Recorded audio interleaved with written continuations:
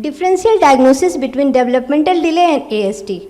Okay, this child is growing, but some problem is there.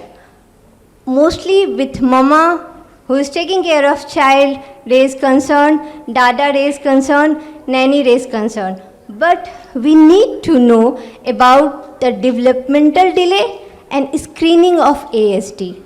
If a child is screened for ASD, have a positive report that may be ASD or may not be. It depends on the age he is growing, and it depends on the age that he is supported with all the therapies and services. So for developmental delay, like all developmental pediatrician, you need to consult a developmental pediatrician for, we use some questionnaire like age and stage to check the mental age of child and how he is able to. Developmental delay is a broad term, okay? If it is 2 to 3 different area, maybe a child is delay in different area. ASD has a unique pattern of lack in communication, lack in social skill, and restricted repeated interest. So you can see the difference between global developmental delay. Mostly mama say, no, he is okay, he crawled on the time, he walked on the time, physically the child looks fit, he is playing, he is doing everything. But another area like communication, social skills, his social personal skill, potty training, till 4-5 is not able to say. So we need to differentiate between this on right time. So level A is raising a concern. This child may have some problem. Level 2 is screening for ASD. Level 3, diagnosis and assessment. So at the level 2, when I receive a child like screening ASD with MChat positive, I see that child is not showing the characteristic of ASD. But the mama who filled the questionnaire may not be not sure, asking the dada, put it in the screening of ASD. So rather than going too much distress for it, it's better to give support your child, take the essentials like therapies and whatever support you can do your child, give him time to grow out of it, and then screen again. Those child who falls under the level 2 need to monitor in certain interval of time, especially after 6 months. It's better to monitor that how his development is going on. Now diagnostic assessment for ASD, level 3. So at the age of 4 to 5, mostly parents are clear about the diagnosis. Before that, whatever questionnaire we have, it's just screening. So screening for ASD doesn't mean the child has ASD. Maybe or may not be. Next slide, please. Okay, so these are the screening tools. Okay, ASD for investigation, we can do it in 2 ways. The first, brain functioning, the behavioral observation, in which we use questionnaire, interview, different information from teacher, from parent in different setting to check the behavior. Behavior, if different at different place, same behavior at different place, we assess it through the questionnaire. But the neuro imaging techniques, like sometime in CT scan, everything is normal. We need to be very peculiar for the specific brain imaging, like limbic system, other specific area of brain which one is associated with the social skills. with the findings of all neuroimaging techniques, what we observe, the problem in network disturb conductivity of information, flow of information from one part of brain to another part of brain.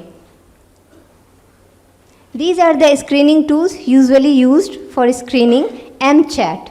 MCHAT is modified checklist for autism in toddlers. The age group that is used for 18 months to 36 months. Okay. So you can screen a child earlier 18 months.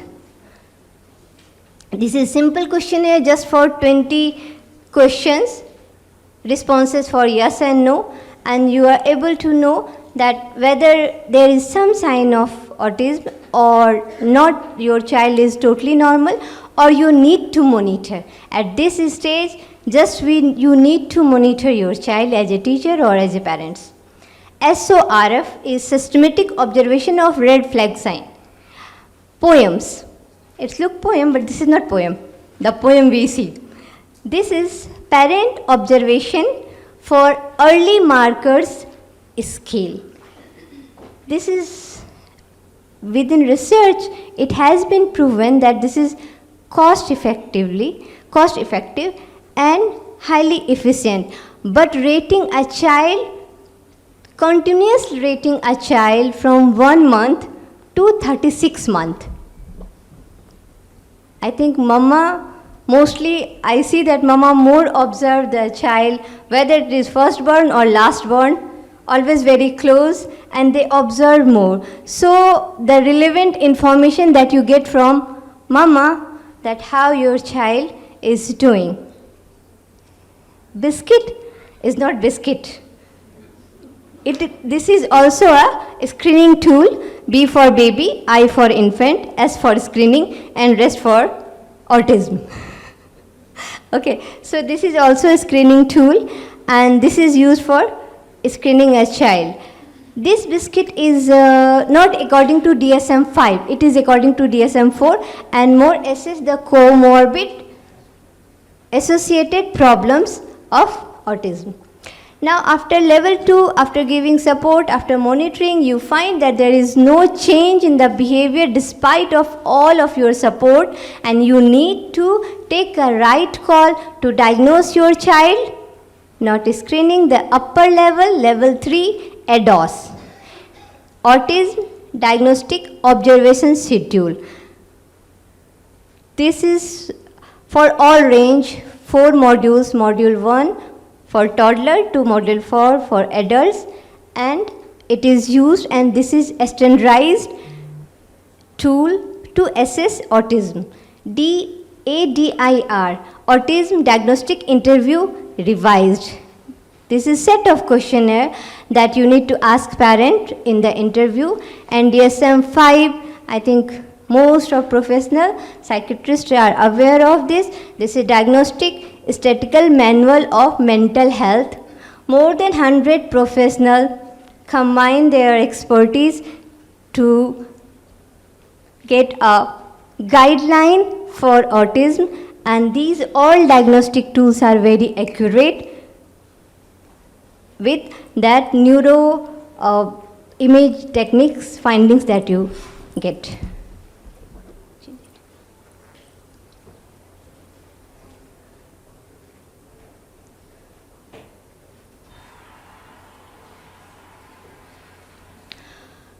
Okay, coming to red flag sign, systematic observation of red flag sign for ASD. Now, ASD is a broad term. It includes all the range of similar limitations. The first one is difficulty with reciprocal social interaction. What is reciprocal? I am smiling, but that child is not smiling. That response that we always start looking at the age of 3-4 months child. If you make some music, child smiles, and after 6 months, 7 months, child try to imitate, but you will not get any social You will not look any social smile, inappropriate gaze, lack of eye contact. Inappropriate eye gaze is like looking with the corner of eyes side, not looking front. Like I'm looking at you, I'm looking at you. He's doing everything nicely, he's playing, and when I ask, does he give you eye contact? I'm not very sure, I will check. Because you are so much involved in your child, you never realize that he is not giving you eye contact, and then parents go and try to observe whether my child is giving eye contact or not. So this is something very technical. Just fraction of second, 1 2 second eye contact giving and then not giving is not considered as eye contact. And eye contact is very important because it is a foundation of non-verbal communication. Just imagine I can talk with you without a single word. I am smiling, you are smiling. I am sad, you are sad. I am going, you are telling why. Okay? So this is the first foundation of communication, and lack in this non-verbal communication, this pillar indicate that there is some problem in this child.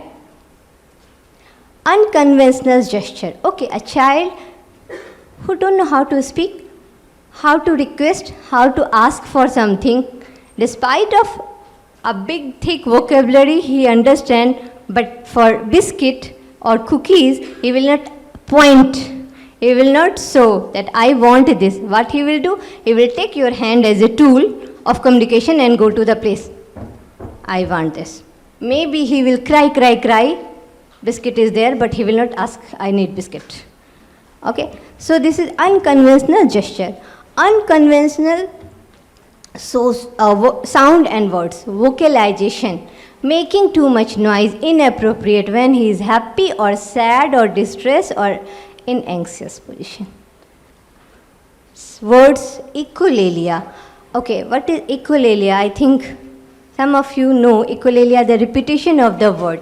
This echolalia is a functional communication stage when a child learns to speak.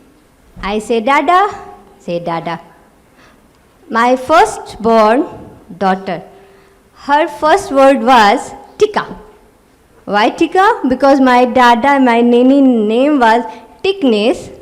All the time I was calling Tiknes. So small baby learned to call tika.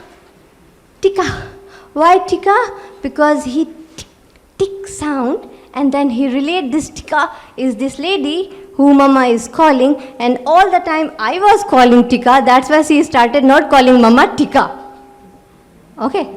So this is the phase, but child stuck in this phase. 15 month, 2 year. If your child is, mostly a child has first word in first birthday. I know a parent, 3-year-old child, and she was surprised to see another child speaking at the age of 3. Nuclear family is not aware that what age a child should start speaking. Why my child is not speaking? Mostly start with this. Repetitive behavior. So what is repetitive behavior? Mostly banging, flapping hand, preoccupied with your fingers, closing, and all dumping, throwing, spinning objects. So all these behaviors are repetitive behavior. Restricted interest. Mostly you see a child playing with car, but not playing in appropriate way. He just playing with wheel, rowing, spinning. Just so much detail that in one part of object. So much obsessed with one part of object. A big toy, how to enjoy with that toy, he is not aware of it. He doesn't have any idea how to play with this car. Why? He is too much focused in a single and particular part of toy, and mostly it about the movement. If something is spinning, he will see ceiling, fan spinning, ball spinning, wheel spinning, because they like movement. Why they like movement? So much going in the mind, and they like the same. emotional dysregulation. It's very difficult to calm down those child when they ask for something in supermarket, anywhere for a single object, maybe a lot they have at home, but it's very difficult to transit one activity to another activity, and any change in their routine, any change in their room, any change they don't like. Maybe very flat affect, you are smiling, you want to hug, but okay. So all those emotional dysregulation, because they don't know how to express. It doesn't mean they don't have feeling. They have feeling. I have lots of personal experience with a small child diagnosed with ASD, and first day smiling and hugging, and I was surprised, is real? Because from the clinical part and what you observe through your heart, sometimes it's become very difficult, and you need to write a report according to the clinic, not according to your heart. Mismatch of the things happen, but we need to check another area also. Then we compile all the report to get a confirmation. Oh, whatever I see, it was just maybe a connection between him and me, but the reality is that he is diagnosed with ASD. Please change.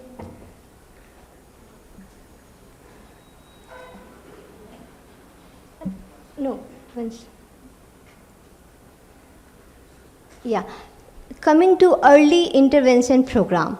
So those programs that we provide, especially for the behavioral intervention, developmental, cognitive behavior, sensory-based, technology-based intervention, naturalistic developmental behavior intervention.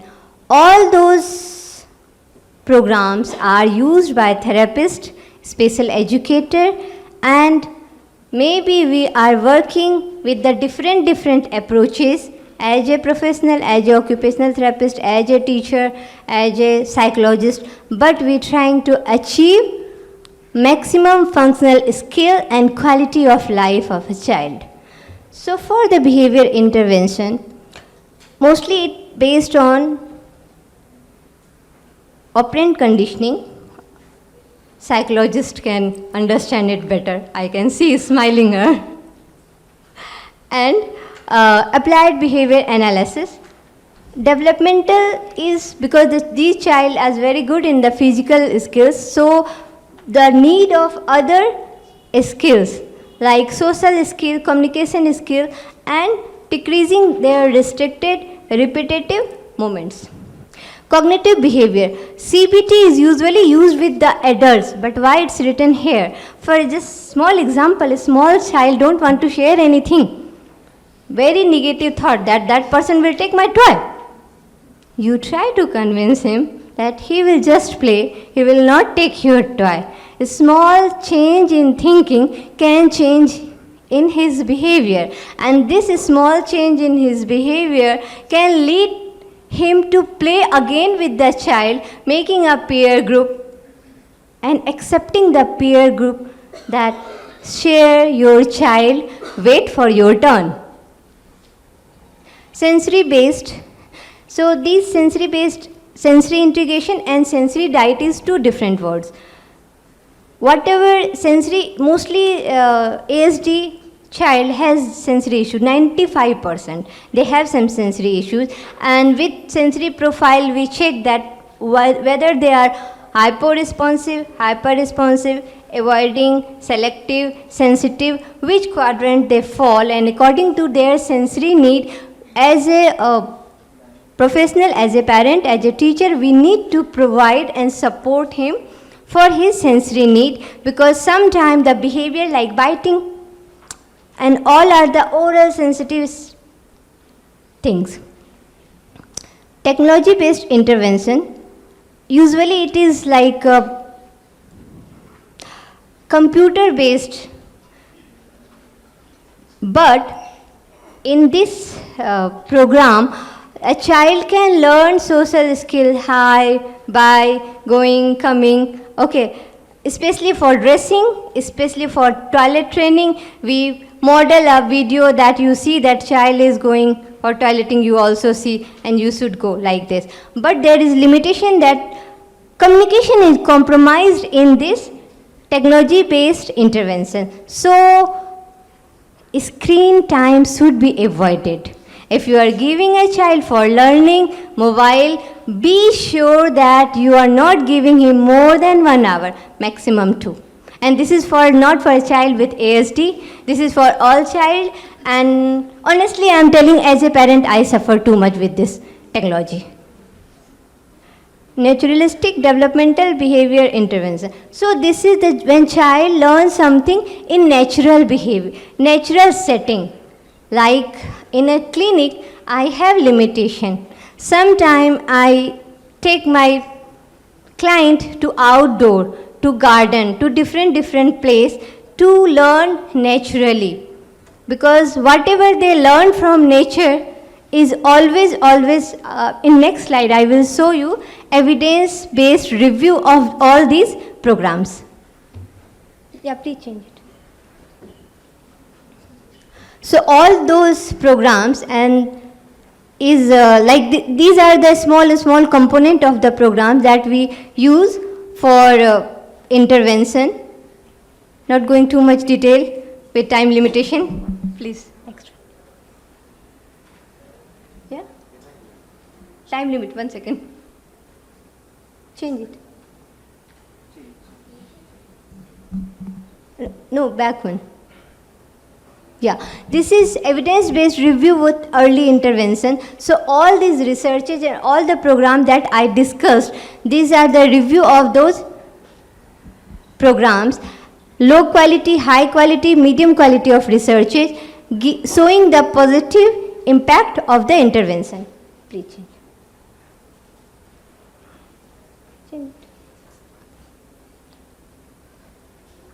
So as occupational therapy approaches usually for educational, behavior, sensory integration and developmental functional. Sensory integration is most useful approach that shows with so many researches with good outcomes, proprioceptive, tactiles and vestibular.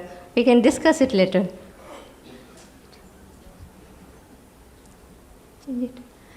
Okay. I just want to give a brief about primitive reflexes. These are the adaptive responses of a child that developed in neonatal, and it's very important. It's being introduced, and now all lots of researchers are going for it to see his effectiveness. Although it's controversial, but in my setting I have used this one and I have seen a very positive response of this. Why primitive reflex? Retention of primitive reflex blocks and slow the normal development of infants.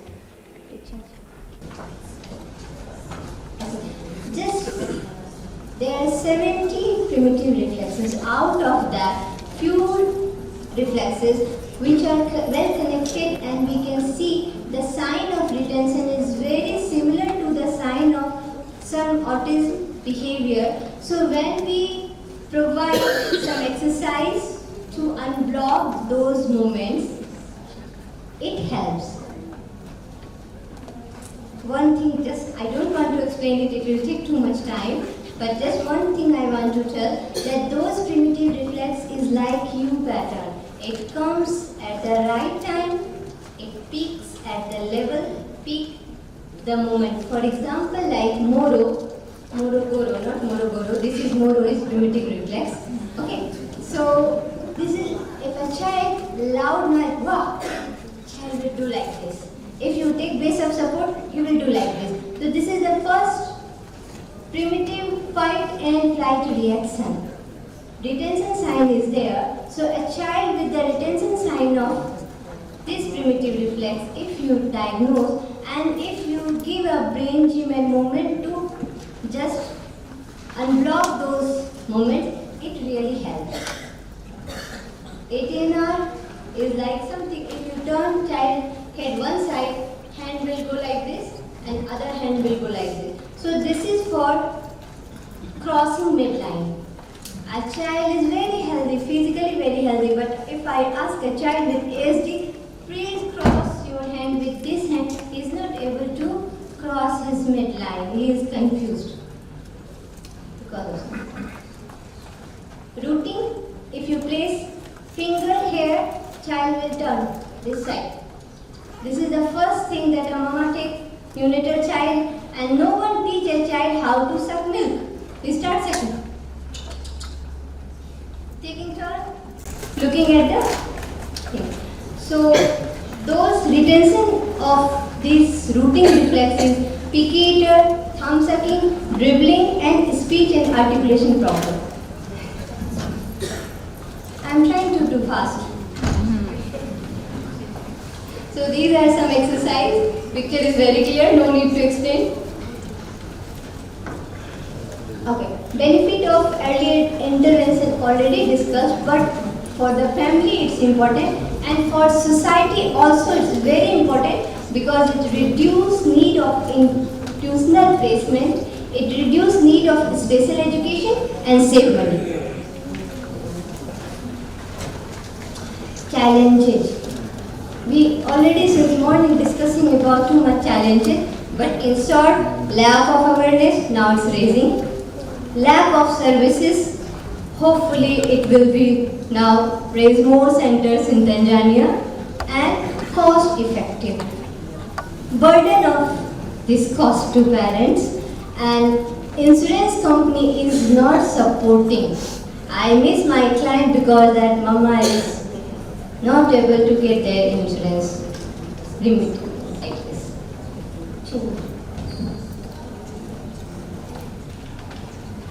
So some suggestion, as we already discussed, we all are talking about inclusion. Just one point I want to tell, that for inclusion, it's really not possible if we don't have trained staff for it. Each level we need to train, and then as a teacher, as a professional, the cost can be minimized, and we can think about inclusion if we need too much training about those things and establishment of college and ability. Last, I'm just doing references. Okay. It's not my fault, we have started late. Since morning, please, give me chance. Change this class of time. One more. Yeah. Thank you. I want to thank you.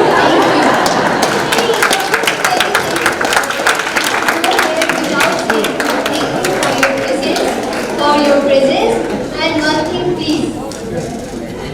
Life journey is not very easy with a child of special needs. And this is not only your journey, it's my journey as well. If I see a change, I feel like getting a bonus. Thank you so much. And we are all special.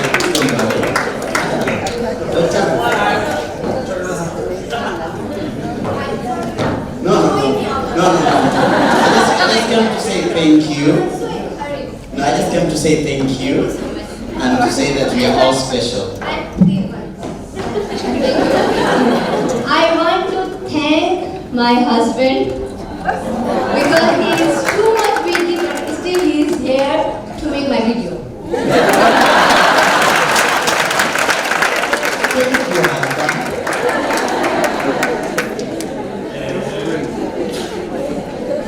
My husband.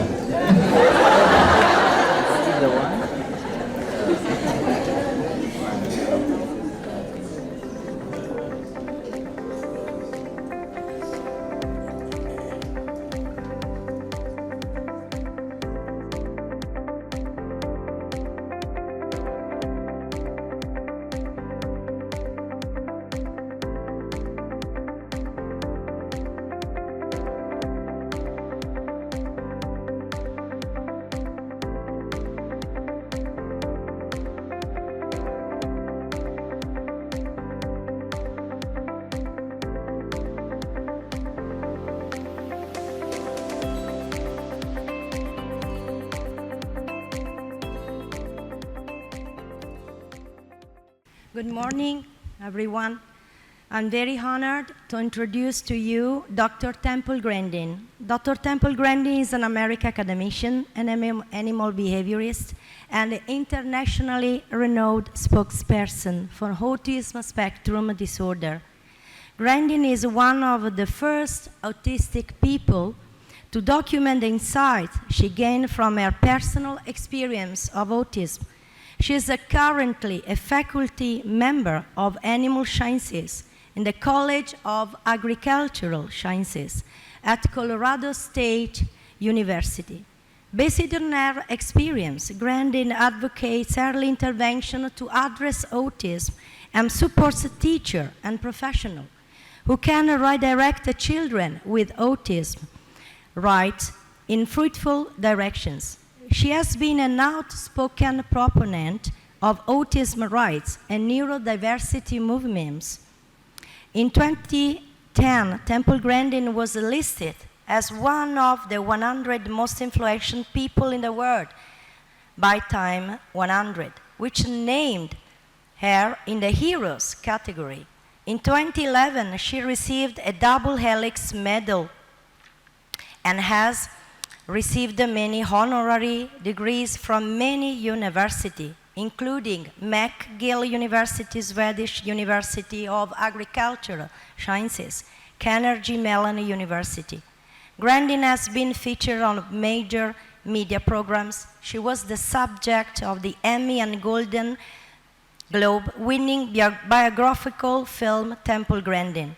In 2018, Grandin as a feature in documentary This Business of Autism, which explore autism employment and the success story of autism employers. She has been written up in Time magazine, People magazine, Discover magazine, Forbes, and the New York Times. She is best known for designing the Hug Machine, which is a deep oppression gadget planned to calm extremely sensitive people, ordinary people with autism. Temple Grandin, thank you. Hi, I'm Temple Grandin. I'm a professor of animal science at Colorado State University. In fact, I've been at Colorado State University for a long time. And I have autism. I had no speech until age 4. And I was very, very lucky to get into some very, very good early education.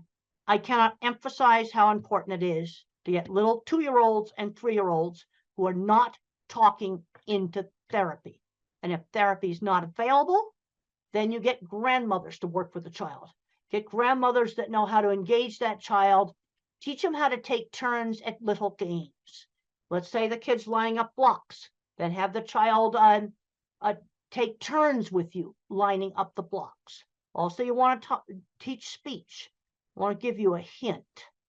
Slow down when you talk to these kids. Slow down and give the child time to respond.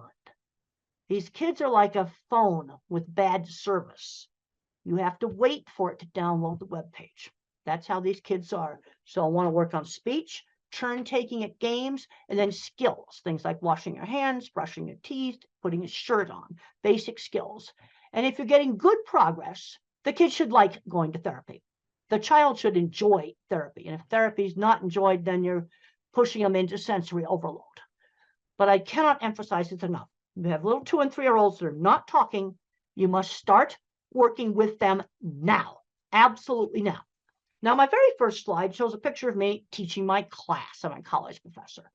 And there's been a lot of issues about identity recently. And my identity is my career. I'm now 76 years old. I've taken my speaking engagement money and paid to put graduate students to the university. I have 3 that are now professors. Very proud of them. And so becoming a successful university professor and designer of equipment has really made my life worthwhile. The next slide talks about brain variability. Autism is a continuous trait. You can go from slightly awkward and nerdy to somebody who's nonverbal. It may have severe epilepsy and mobility issues. It's a very big spectrum. And a brain can either be sort of more cognitive and thinking, or a brain can be more social, emotional. And in the mildest forms, it's a personality variant. The other thing I want to warn you about diagnosis is over the years, doctors have changed the diagnosis. Back in the 1980s, to get an autism diagnosis, a child had to have a definite speech delay. And then in the early 90s, you get the Asperger's where it was autism, no speech delay. And then in 2013, they merged it all together. And that's really made diagnosis difficult. But if you have a child that's not speaking, you need to be working with them. And if they don't gain speech, then what you need to do is give them a way to communicate. And one of the simplest things you can do is have them just type on a tablet using the text messaging program. There's lots of old tablets around, and that can be used as a communication device, or a picture board where they can point to things, or sign language. But if you can't get the child to talk, quickly, then you've got to give them a way to communicate, because not being able to communicate is so frustrating. I can remember screaming when I couldn't tell my mother I didn't want to wear a hat. It was the most frustrating thing. Now, in the family histories of people who are autistic, you often have a lot more scientists and computer people. And then if you have bipolar, then you have more people in the arts. Now, a lot of famous people probably were autistic. Thomas Edison is shown on the next slide. He probably was autistic. And on my next slide, Einstein is shown. He had no speech until age 3. He would be in an autism program today. And he was one of the most brilliant mathematical geniuses of all time. Now, the next slide shows a picture of a launch pad. I am a real NASA geek. I really love this outer space. I wanted to go into aeronautics, but I couldn't do the math. But I love outer space. I got to visit this launch pad. Really, really cool. But there were a number of people working at NASA on things like building a launch pad and designing control rooms. They're autistic or dyslexic. When I was building equipment out in the plants, I worked with people that owned big metalworking shops that were probably autistic or dyslexic. They were the kids that were bad at math, but they could build anything. Now, the next slide talks about emotions being different. I have emotions, but the things I get emotional about is really cool stuff. Like getting to go to Cape Kennedy and watching a SpaceX launch. That was just the coolest thing. And then looking at live video feeds of some astronauts, going up to the space station in those really cool spacesuits. That's the kind of stuff that gets me turned on. And a lot of fully verbal individuals with autism don't have many friends. I'll tell you how to get friends. Friends who shared interests. You get together with the people that like horses, or you get together with people who want to train dogs, or you get together and have a chess club, or you go into robotics club, or you're in music, doing music together. Friends who shared interests. I was bullied and teased in school, and the only places I was not bullied and teased was friends who shared interests. And for me, it was model rockets, electronics, circuit boards, and horses. Those were places where I had friends. For somebody else, it was something different. Now, I got very emotional. The next slide shows a picture of Saturn. We can skip over that. And then the next slide shows a little Voyager satellite. This satellite is really, really getting old. But there's an ancient old scientist, he's in his 80s, named Ed Stone. He is still communicating with it. Yeah, still communicating with it. I get emotional about that. Ed Stone is communicating with this ancient satellite. I think it's 40 years old now. And it's his life.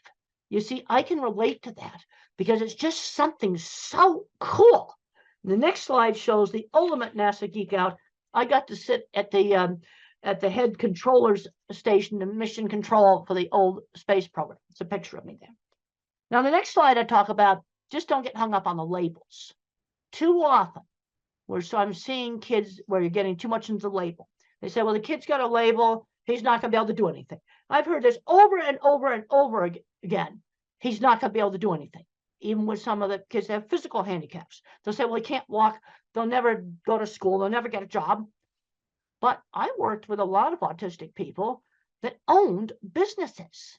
This is what really frustrates me. So don't get hung up on the labels. Okay, we have a 3-year-old that's not talking. Let's work on getting them talking. And we also have to get them out doing things. Don't just hide the kid at home. Take them out shopping. and turn shopping into a learning experience. Well, let's talk about different kinds of rice. I know in India, there's all different kinds of rice, curry sauces and things like that. Let's let him pick out some of the things. Or you can say, well, Dad likes this food. Go get it off the shelf. Turn it into kind of a turn-taking game. Get them interacting, getting them to help with chores in the house. Now, I have grandparents. On the next slide, grandparents come up to me all the time, and they discover they're autistic when the kids get diagnosed, and they would be the milder type, probably with no speech delay. And where that diagnosis really helped that adult is it helped them with their relationships. That's where it really, really helped them. Because then I had a lady come up to me at the airport, and she said to me, well, that my book, Thinking in Pictures, helped her understand her engineer husband. There's my book, Thinking in Pictures, my old autobiography, Thinking in Pictures. She now understood her engineer husband, who now that she had found out that about autism. You know, these kind of things are coming up all the time. But I'm seeing too many kids today ending up playing video games all day, and they're not doing anything else. They're not working in the video game industry. And I don't recommend the video game industry because a lot of that work's going to get replaced by artificial intelligence. I'll tell you the work that's not going to get replaced. Kinds of stuff that I did. Fixing motorcycles. That's not going to get replaced. AI is not going to do that. Hands-on jobs, a nurse, somebody who's a very good motorcycle mechanic. That's not going to get replaced by AI. And since I've been traveling really heavy now, I'm seeing lots of elevators that need fixing. And AI is not going to fix elevators, and elevators are not going to go away. So I'm going to tend to really emphasize the hands-on jobs, because those are the jobs that AI will not take out. It's going to take out some programming jobs. Now, the next slide shows me standing in front of the vehicle assembly building. And I got really, really, really emotional, because that's the most fantastic thing that us old folks did, was go to the moon. And the next slide shows pictures inside the vehicle assembly building. And I got on the roof, and I found out later on I wasn't supposed to be on the roof. But that was just so much fun, so much fun. Okay, the next slide talks about some sort of foundation principles in working with these kids. Sudden surprises scare. Okay, so let's say, for example, a child has to go to a new school, or you're going to go visit some new friends. Maybe you show some pictures of their house. You show some pictures of the school. So it's not such a surprise. Okay, let's say they're going to travel on an airplane. Well, let's look at videos of airplanes. Maybe go to the airport and watch them take off. You want to reduce the surprise factor. The other thing you need to do is stretch these kids. We don't force them into something where they're going to get into sensory overload, but stretch them and then give them some choices. Well, we could do this game or that game. We could go to this store or that store. You give them some choices, and we've got to limit the amount of time they're spending just tuning out on phones and other electronics. Now, don't recommend it, banning it. Don't want to ban it. But what we need to be doing, an hour a day is plenty. The next slide shows just a picture of a really, really good teacher. And a good teacher knows how to kind of gently engage a child without causing sensory overload. The next slide just emphasizes the importance of turn taking in a game. And if you were to use a game that's on a phone, I want one phone physically passed back and forth. Physically pass the phone back and forth. So it's a true interaction. Now, the next slide talks about teachable moments. This is a 1950s way of parenting. And I think it's a really good way of parenting. If I made a mistake, we had sit-down meals, you had to eat properly. And if I stuck my finger in the mashed potatoes, mother did not scream no. She would say, use the fork. Okay, or if you have chopsticks or whatever, you use them. You use the utensils. She'd give the instruction instead of saying no. That's really important. Just quietly give the instruction. Now, obviously, if the child ran in the street, you'd have to, but I'm talking about things like maybe touching too much stuff in a store. You might say, only touch the things that you're going to buy. You give the instruction quietly. Okay, the next slide just talks about limiting video games. One of the things we've got to avoid is these kids just becoming recluses in their room. But then on the other hand, due to problems with sensory, and sensory problems are real, some of these kids need some time just to calm down, just some time to chill. And that is okay.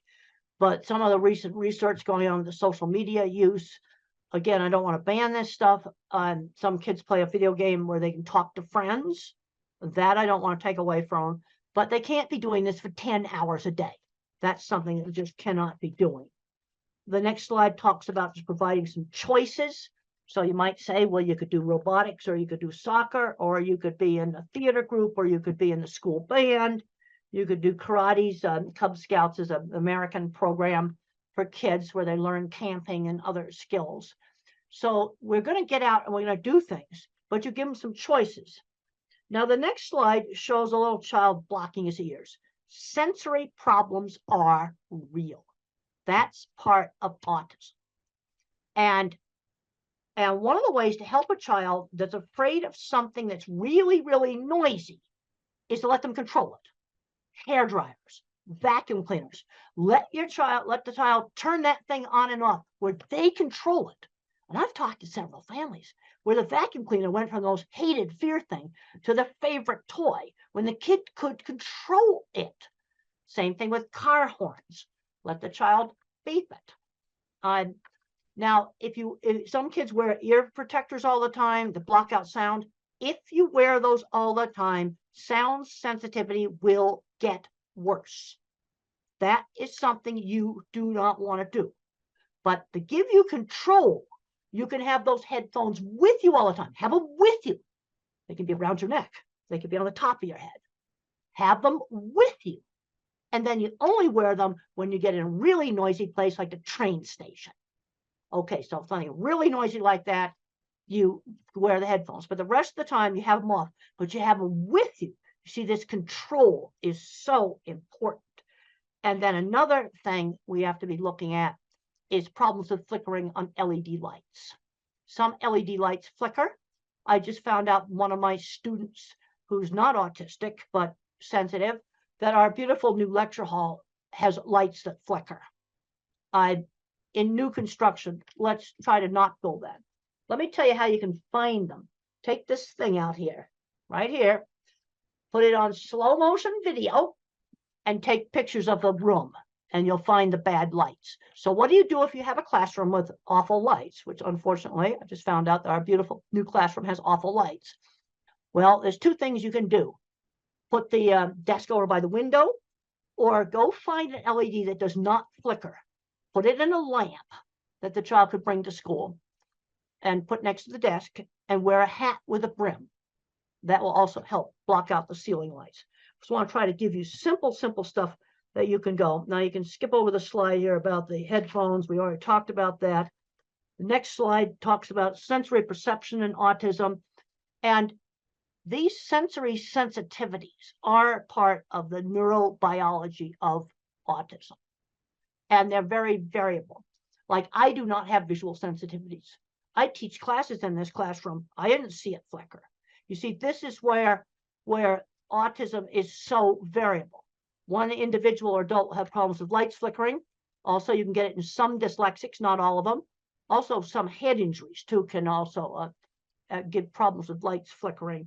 But sensory problems go with it. Then the next slide talks about just checking for deafness. Auditory threshold's normal, but there's a problem with auditory detail. It's very important when you're teaching these kids speech, slow down when you talk to them. Because when the parents talk fast, blah, blah, blah, blah, blah, blah, just want to blabber, you got to slow down when you talk to them. Give the child time to respond. They're like a phone with a bad connection. Give them time to respond.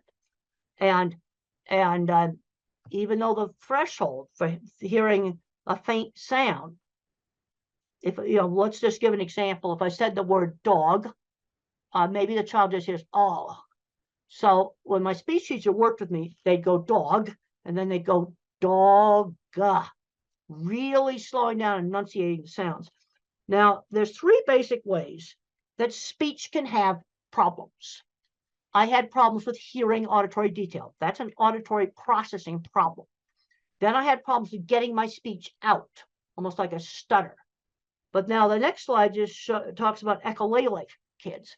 Echolalic kids are the ones that will recite TV show and movie scripts, things that they've listened to over and over and over again. But the problem is they don't know what the speech means. They don't know what it means. So what you have to do is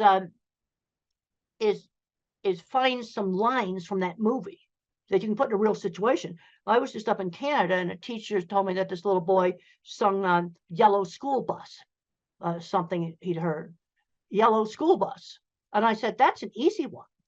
When you go out to the school bus, which happens to be yellow, you say Yellow School Bus, that line from the script, just as you're going up to the yellow school bus. And you've taken that out of the script of some, kids program thing that they've played over and over again. And then it tends to be something they've played over and over again that they pick up these lines from. The next thing I talk about is attention shifting slowness. You see, if you're a phone with only one bar of service or a computer with a very small processor, it's hard for me to multitask. It's hard for me to switch attention back and forth. This is why multitasking jobs can be so difficult.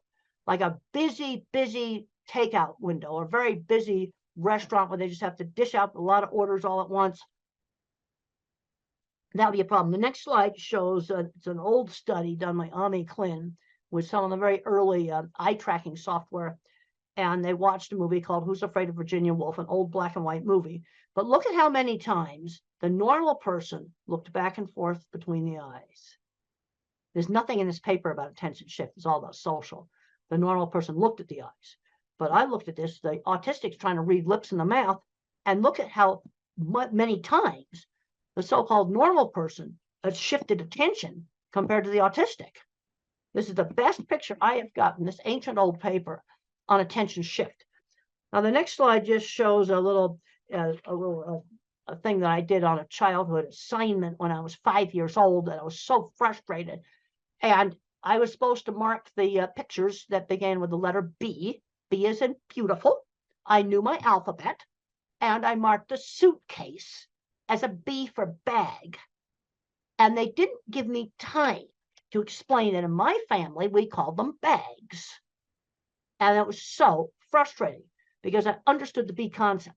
The next slide shows how some people that have visual processing problems can actually have images break up. And this is a slide from some of the people with migraines also have some of the similar things. The next slide just shows some video interference that might be kind of give you an idea of what the individual very severe visual processing problems might have. And if you're working with nonverbals, there's some really good books like Tito Mukhopadhyay, he's from India. How Can I Talk If My Lips Don't Move? It's a great book. And he describes problems with sensory scrambling, visual scrambling, and problems with motion. The next slide shows an escalator. And children with visual processing problems or adults with visual processing problems often hate escalators. Another thing that they'll complain about is the print jiggling on the page when they read. The next slide just shows that. It shows the print jiggling on the page. Now, I want to make it very clear. This does not explain all dyslexia. It only explains some dyslexia. Okay, the next slide shows some simple things that you can use. Try printing the homework on different pale colored papers. Now, this is one of my children's project book, Calling All Minds. And look at how it gets some nice light blue there. Like try printing the homework on the real pale, light colored paper. Try maybe pale green, pale tan, pale lavender, pale purple. I've seen this really work. Experiment with different fonts on the computer. Experiment with different backgrounds. And that may work. It only works on a subgroup. And then I already talked about using the light to block out some of the bad lights. The next slide just talks about very severe sensory problems. Extreme efforts required to screen out background noise. For example, if I'm in a noisy restaurant, very hard for me to hear. And I also have problems with fast chit-chat conversations. They just go too fast for me to follow them. The next slide is the title of a paper called Environmental Enrichment is an Effective Treatment for Autism. That's the title of a paper. And what's done in this is you might hold a warm cup and then smell maybe cinnamon. Okay, so you're stimulating two senses at the same time with a lot of emphasis on touch and smell. Or you might listen to music and hold a cold water glass. You know, very simple things. And what you're doing is always changing those things. And it has some efficacy. It's actually a evidence-based method as an adjunct. It doesn't replace speech therapy or something like that.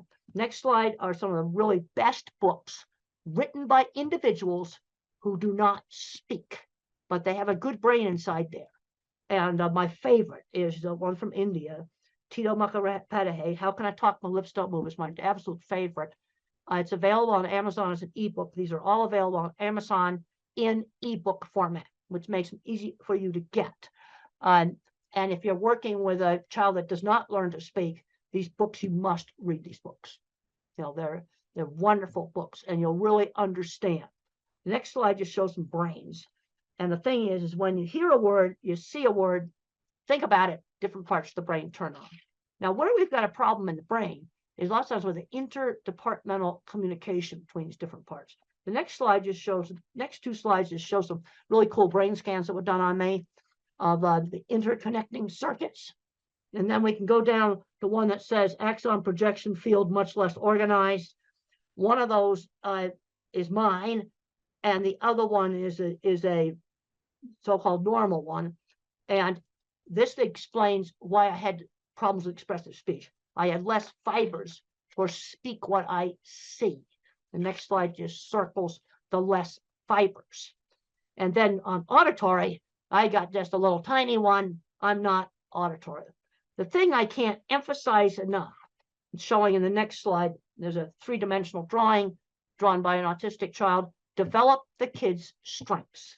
And this is something I really emphasize in one of my newer books, Visual Thinking, The Hidden Gifts of People Who Think in Pictures, Patterns, and Abstractions. Work on the strengths. So how do you figure out what a kid's strengths are? Well, visual thinkers like me like to build things, and we like to do drawing. Art and mechanics, those two things go together. You might have another kid who's mathematical, then move that kid ahead in math. Or another kid that loves verbal facts. These are history lovers.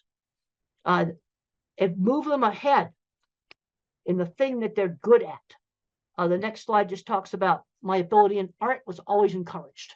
And I was encouraged to do lots of different art, because a lot of these kids just want to do the same anime character over and over and over again. And people get bored with that. No, we need to be broadening it out. I would draw a horse head. Let's draw the whole horse. Now, the next slide just shows how I see movies in my head. Everything I think about is a picture. Where the mathematical mind thinks in patterns, I think in pictures. Also, really pay attention to detail. I've got a picture there of eclipse shadows through a tree. And being a visual thinker, somebody who really thinks in pictures, this was really an asset for me in animal behavior, because I looked at what the animals were looking at. That's what I did. Other people couldn't, that think in words. They couldn't understand, why would I want to look at what cattle we're looking at? That's kind of ridiculous, but it's important. Next slide just shows seeing a car through the fence, picking up little details in the environment. Animals live in a sensory-based world. They don't live in a word-based world. They live in a sensory-based world. Next slide just talks about some things that have been learned about autism on auditory capacity, much really good pitch discrimination, hearing unexpected sounds. The next slide just shows a curved cattle handling facility. Being a visual thinker really helped me in my work. It was really, really good. The next slide shows how they recreated one of my projects for the HBO movie. And one thing about the HBO movie, Temple Grandin, that is available from the streaming services, it shows how I think visually. It is absolutely accurate on how I think visually. Next slide just shows starting my career in construction and design. And mentors are important. My mother, my speech teacher, my third grade teacher. I had a great science teacher who encouraged me and got me interested in studying. And then there was a man named Jim Uhl who saw my skills and mentored me in getting my business started. And the next slide just shows one of my drawings. One of the things I learned is when you're weird, when you go for an interview, I would just show off my drawings. I would just show off my work. Here's some right here that I like to show off on Zoom. I would simply show my work, show the portfolio, rather than just trying to do the interview. The next slide just talks about showing the portfolio. I would show off the work. Or if if somebody's really good at a lot of computer stuff, they might show off a computer they built or show off some programming they did. Sell the work rather than yourself. The next slide just shows big, complicated piece of equipment. Yes, I worked with people that had autism that built these things. This is what gets me very frustrated as I go back and forth between the educational world and the autism world and the industrial world. We have a big issue right now with skill loss. We don't have anybody to fix the elevators. They're in the basement playing video games on an autism diagnosis. Next slide just shows some people looking at it and just mentioned that there was a lot of autistic people that I worked with that owned shops. But one of the mistakes that's been made in a lot of countries is taking the hands-on classes out. And I discussed this in my book on visual thinking. It's one of the things I discussed in my book, Visual Thinking. I discussed, the skill loss we've got on taking those hands-on classes out, because that person that's super good at fixing that elevator may not be very good at algebra and math. I still never passed an algebra class. Now, I didn't know that I thought visually until I was in my late 30s. And I'm going to show you how I found out. I realized this is one of the slides. I realized my thinking was different when I asked people to think about church steeple. Okay, why did I pick that out? Because it's something prominent in the environment that you don't own. Most people could see their own car or maybe see their own house if I ask them about it. So I say, think about a church steeple. How does it come into your mind? Now, visual thinkers like me see them come up as individual pictures and name off where they're located. Where somebody that is very, very verbal may just see two lines. This was a shock to me. They might just see two lines like that. That's all they see. And then these flash into my mind like Google for Images. I've got a whole bunch of slides here showing off individual churches. And then you've got different types. You've got great big cathedrals. You've got small. I can then, as I see more of them, I can sort them into like chapels versus cathedrals. And then I get into some slides that show that I have a huge visual thinking circuit in my brain. Huge. That's why I'm a visual thinker. Okay, then in other countries, instead of steeples, you can just use mosques. Same thing. It's out there in the environment. You can see the minarets. They're different. I've looked at them. They're different. Be the same thing. But it's not something that most people pay attention to the same way they would their own. They'll think about a house. Then you might see your own house. That's why I don't ask house. So I got two slides there showing my big visual thinking circuits. Then I got a slide where it shows like working memories pretty well shot. This brings up another accommodation that can save a lot of jobs. And it says, use a pilot's checklist. The slide that says that. I cannot remember long strings of verbal information. Let's say it's something simple like cleaning the ice cream machine at McDonald's. Well, I need a checklist for the take apart steps, just like a pilot checklist. Cleaning steps, 1, 2, 3. Reassemble, put it back together steps. Because if they just go yakety yak, yak, yak, yak, yak, I can't remember. I have a terrible working memory. And I need an external working memory. And there's many, many jobs where using a pilot's checklist format would save a lot of jobs. Just let them write down the steps. And you can look pilot's checklists up online. And on for a big airliner, you might have 100 items on the checklist. They don't throw 100 items at the pilot. It's chunked, pre-taxi, pre-takeoff. It's put into different parts of the flight. That'd be similar to take the ice cream machine apart, then clean it, then put it back together.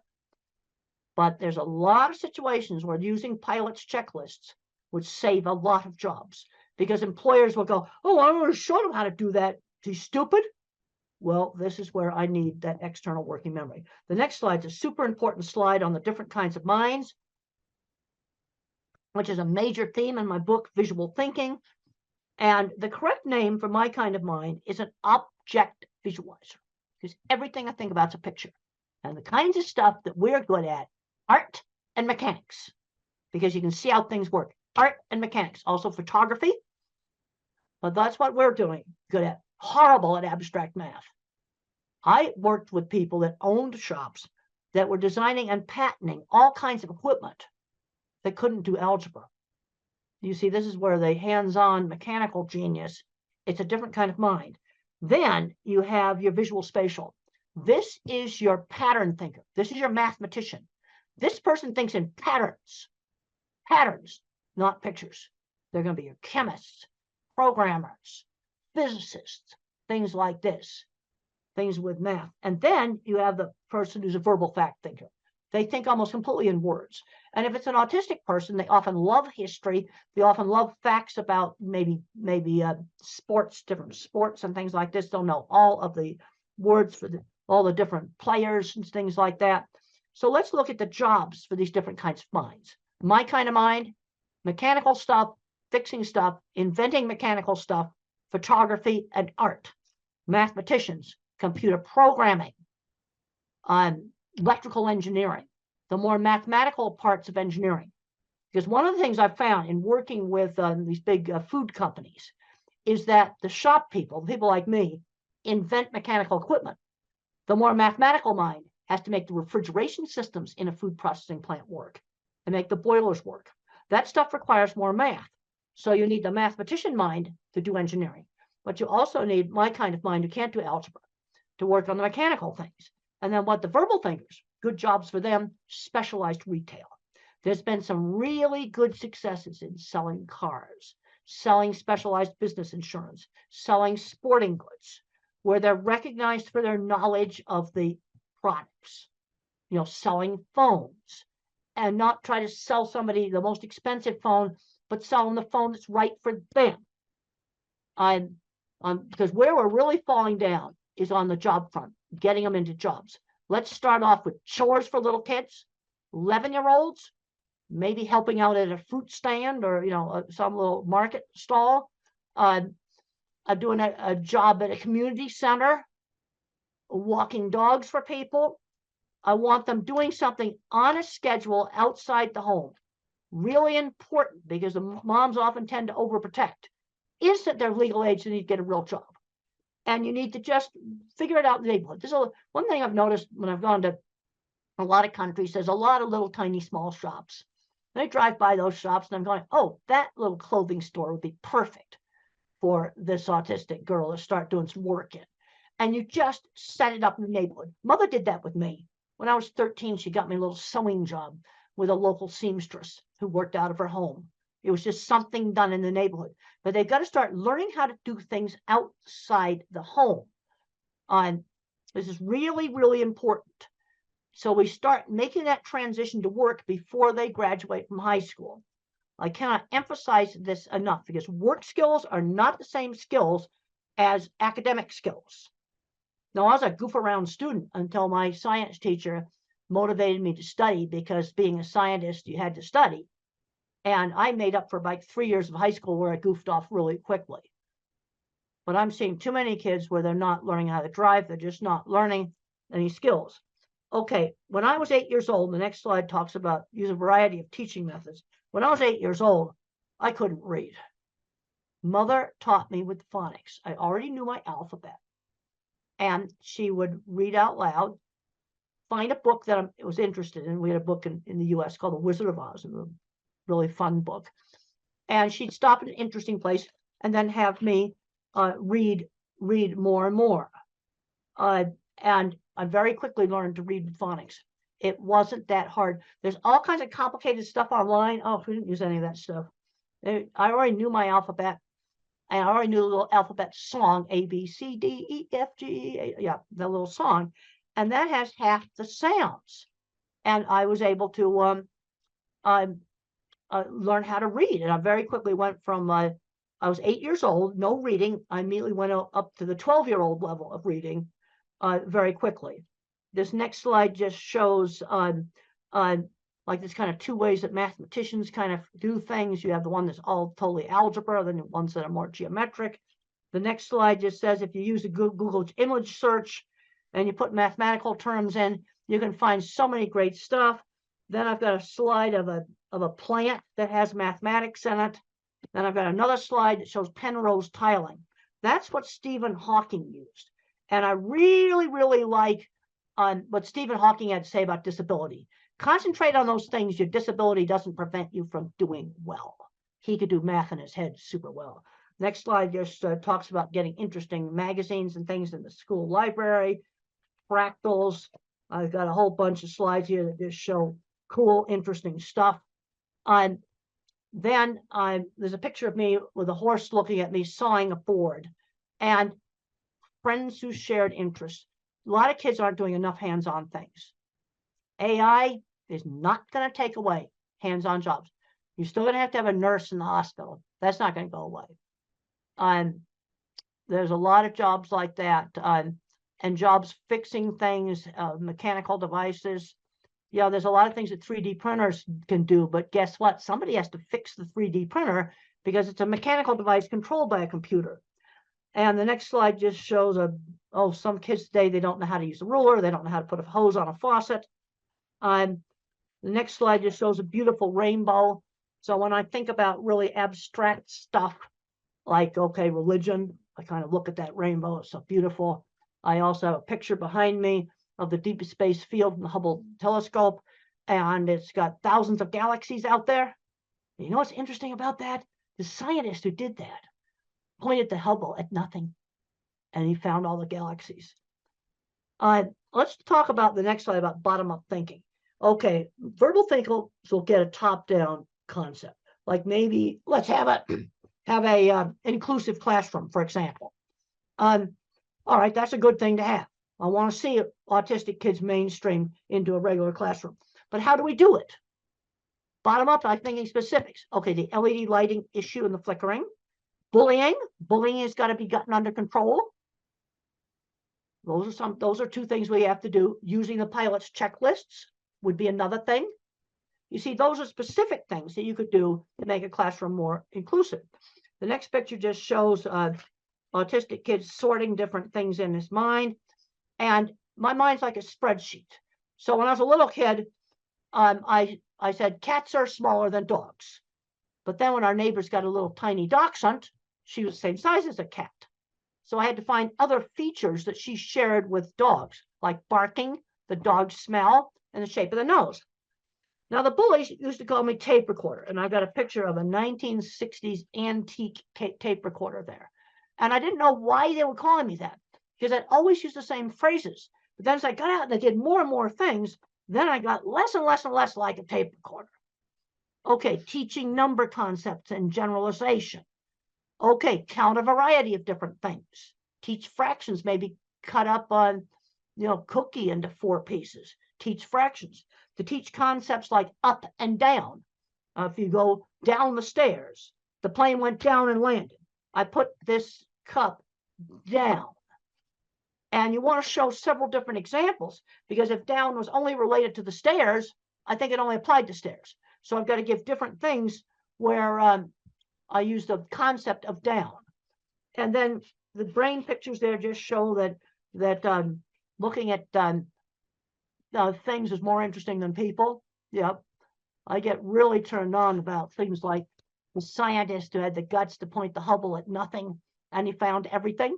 The other scientists thought it was stupid to waste the expensive observing time on looking at nothing.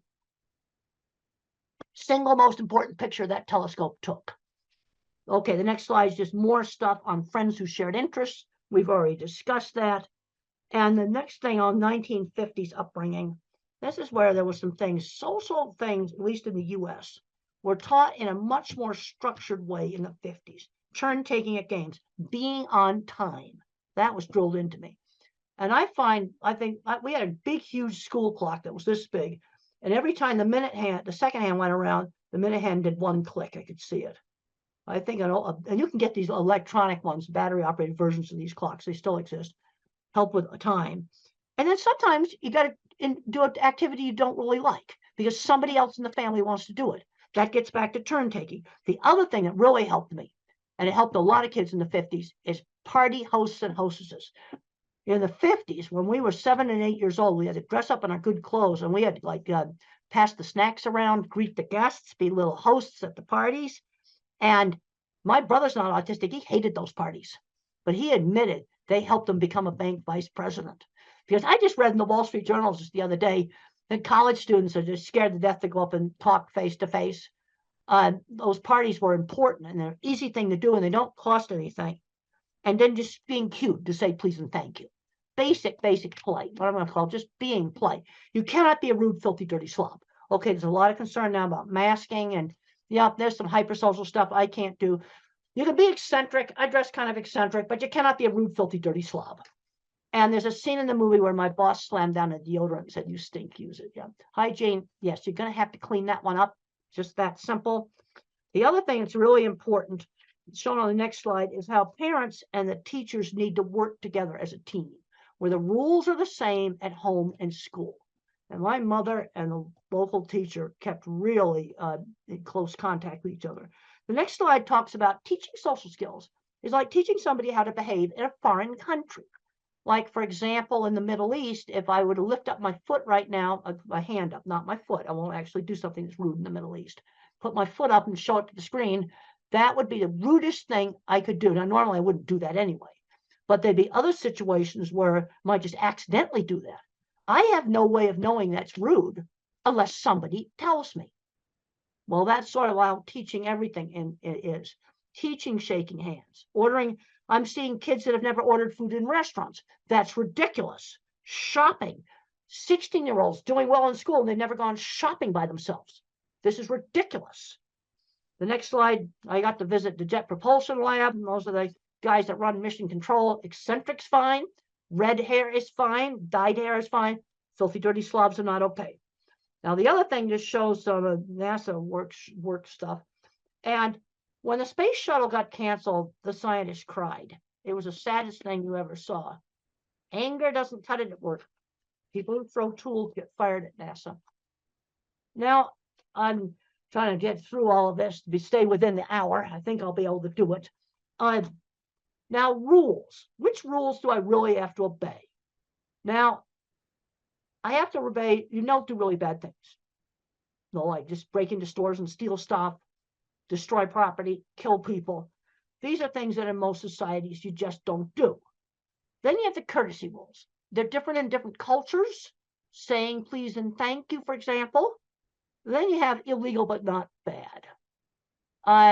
Those are some rules you can break. A little bit of speeding is okay.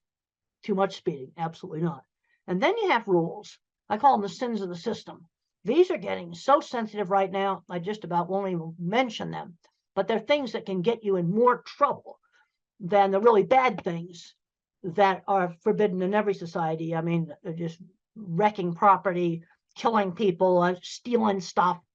That's stuff that in every society. But these are things where I'm just going to say this list is expanded.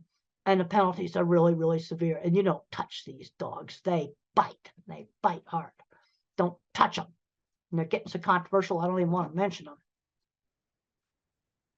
Okay, teaching values. Teach the golden rule, one specific example at a time.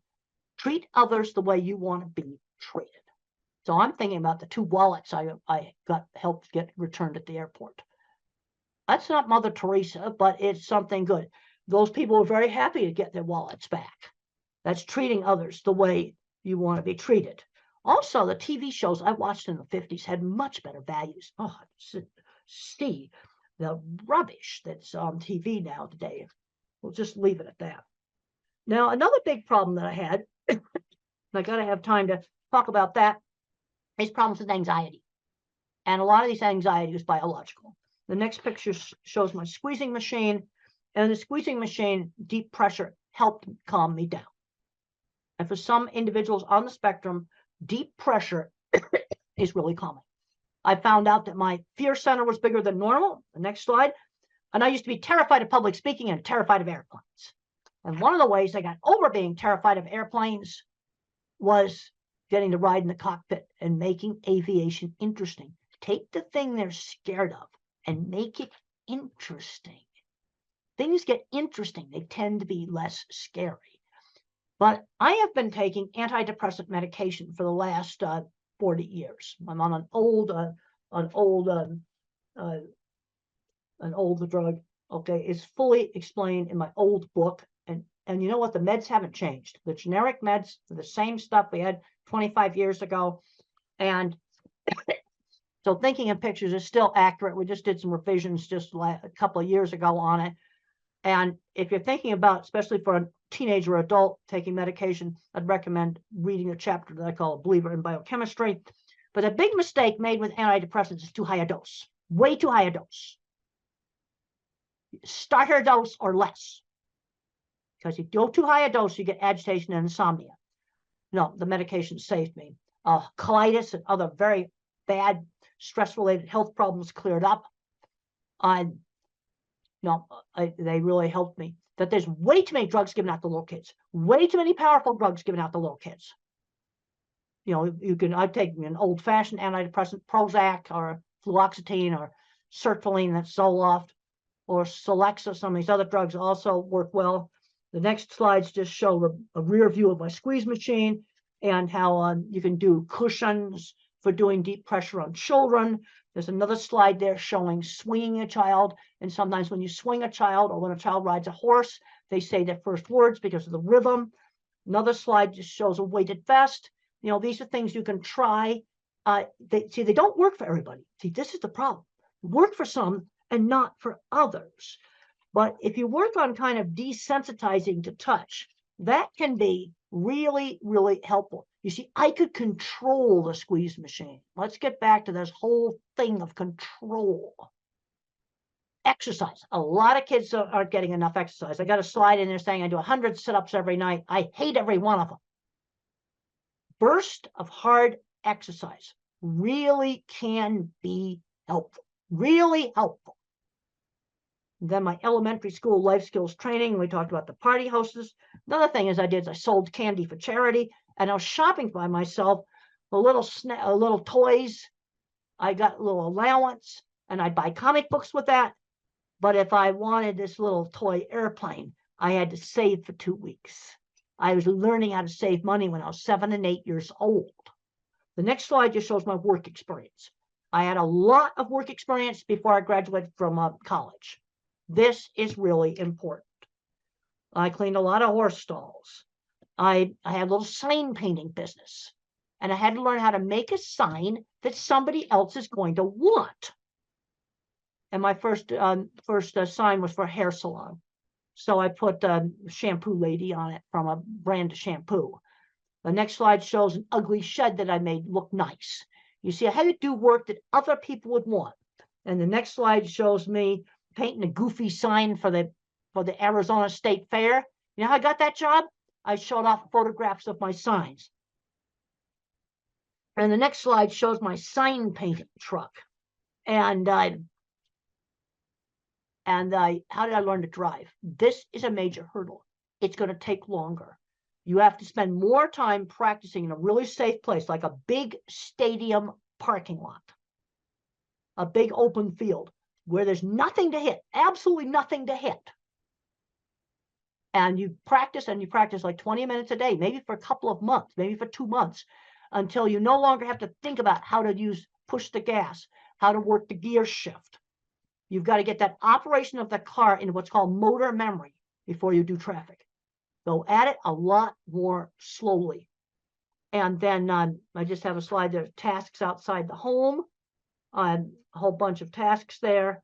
That might be different in different countries, but the bottom line is I want them doing a task on a schedule outside the home. And this needs to start like at 11 years old. In the US, that replaces paper routes, which we don't have anymore. Next slide just shows, Lego Mindstorms might be one activity. Then I've got a slide in there that people were impressed with my drawings. that's really important. Then I've got a bunch of slides here that show selling myself rather than showing off my work. I got a whole bunch of slides on showing off work. Talk about showing kids interesting things. The other thing on getting jobs is we need to be getting in the back door. And there's a picture in there that shows the Swift plant where I first started, and I met the wife of the plant manager. Yeah, you see, use connections. And then there's my, I was wearing this shirt that's in the Cowgirl Hall of Fame when I met them. Using, connections to get into jobs, finding mentors. I know I'm running out of time here. Gotta just rush through this. Finding mentors. My mother, my elementary school teacher. These are so, so important. And then I have a bunch of slides here that show jobs for the different kinds of thinkers. I don't think I need to read all of that to you. You can look at those. And then to finish up, I've got some stuff on medication in here. Let's try exercise before you try a drug. It's like, one of the big things that's a problem is way too many drugs are handed out like candy. That is wrong. And the medication I am on, the antidepressant, is, relatively mild medication. The other thing is try one thing at a time. So let's say you try a supplement, like a gluten and casein-free diet, for example, that helps some kids. Try one thing at a time. If you do a new school and a drug at the same time, you don't know what worked. This is just a basic thing. And no medication is going to give you 100% control of anything. Okay, now in troubleshooting behavior problems, you got to figure out, is the problem biology? Because you might have a nonverbal person that doesn't speak, and they got a stomach ache, and they can't tell you about it. That's going to make a lot of behavior problems. That's biology. Or maybe there's certain loud sounds bothering, or that's biological. Now, behavioral, sometimes you do things to get attention. The whole frustration with not being able to communicate is huge, but I have kind of a little troubleshooting list there of things to try to, especially with nonverbal clients. Then I have a list of painful things that can be wrong with a person who is nonverbal. There's been horrible cases where people have died from a burst appendix. They were nonverbal and they couldn't tell the doctors that they were hurting. And there's a whole list of things that can be painful things, and some books there that might be helpful. Okay, some of the supplements, probiotics. I take probiotics. They've helped me prevent urinary tract infections. They've worked. But I'm taking one probiotic. I'm taking one regular medication, discipramine, an old-fashioned tricyclic antidepressant, and I take one probiotic. I'm not taking pharmacies full of stuff. Let's try to figure out the stuff that works. I then have a list of the antidepressants, and in low doses, the things that they're good at is anxiety. I don't know about depression, but they work for anxiety. Low doses. And then you've got the atypicals. That's the much heavier drugs, and much more side effects. Things like obesity, for example, can be a side effect, and some shaking disorder.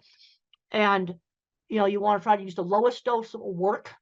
Sometimes very, very tiny doses of risperidol help with sensory, but I mean tiny doses. Another low dose principle, use the lowest dose that works.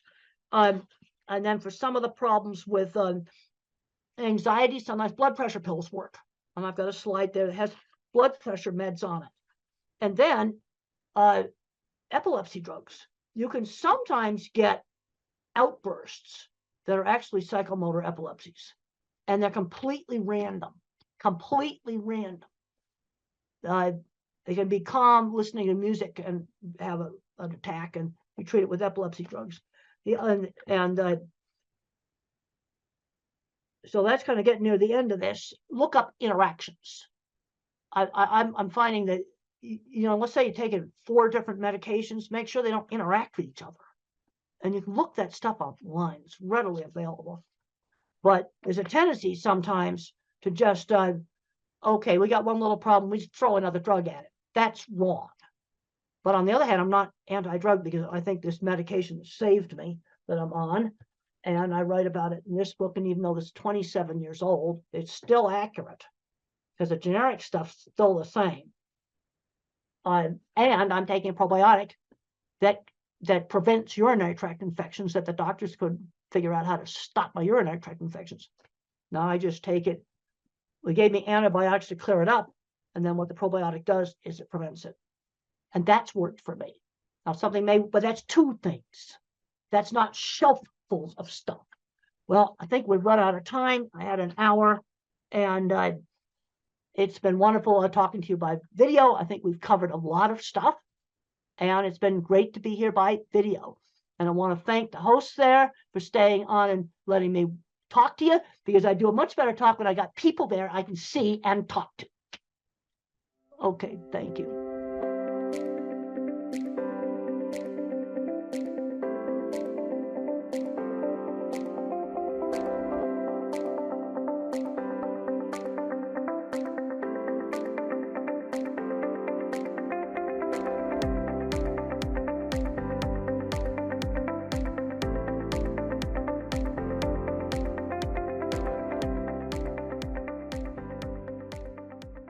You're going to hear from 3 mothers who are having autistic children and very good professional doctors, 2 of them. So maybe I can start as a parent, and I know most of us parents here would be wondering, especially parents from Africa. So we're wondering, what are the more advanced interventional therapies, across the world? Because in Africa and in Tanzania, to be more particular, we're already used to the normal basic therapies. So we would like to know from you, doctors, what are the more advanced, intervention therapies out there? Yeah.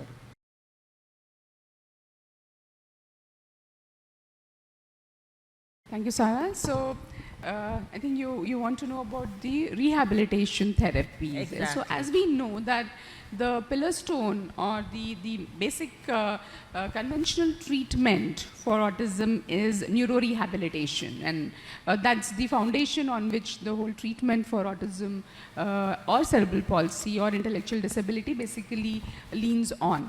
So of course all of you know about occupational therapy and speech therapy, and we also do physiotherapy as well as special education and ABA therapy. So these are very important and have been tried and tested for many years now.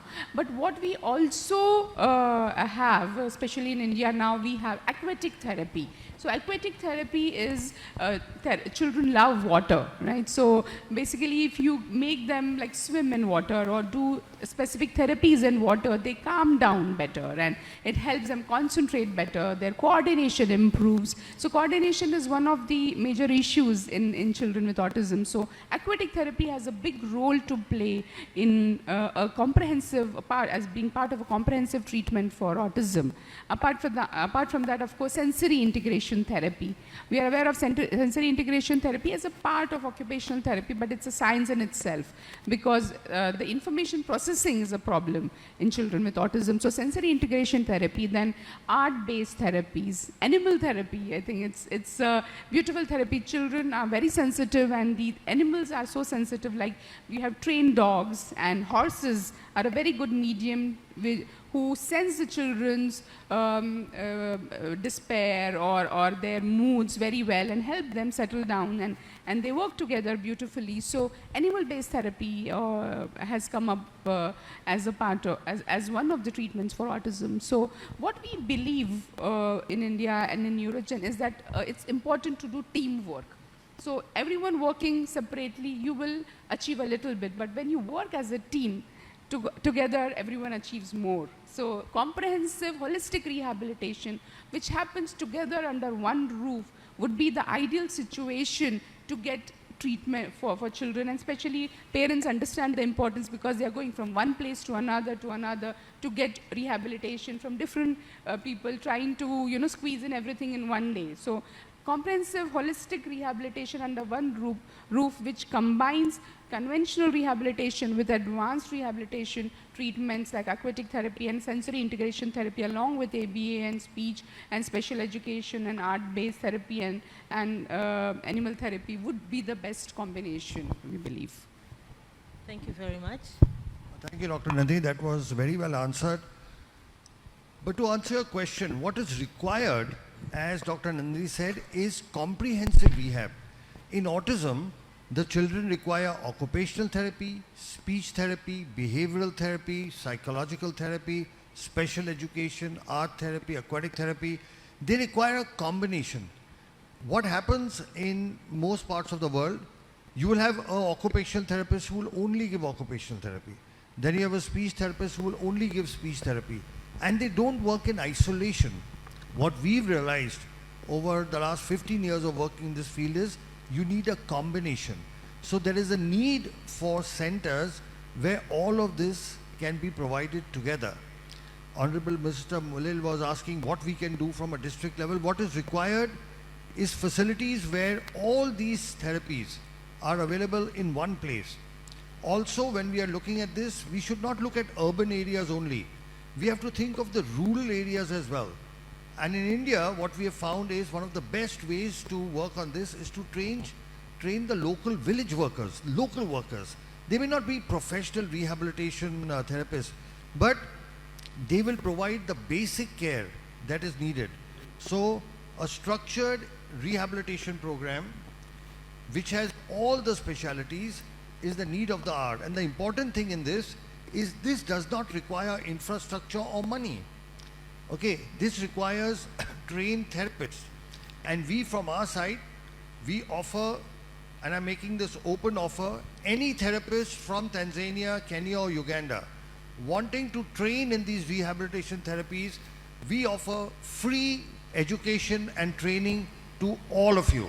So if all of you, and we have regularly been doing it, over the last 15 years, people from all across the world have come, and we offer this completely free of cost. You're welcome to come to us. We will train you, because rehabilitation is human-based. It's about people. It's about training. And we are able to offer that.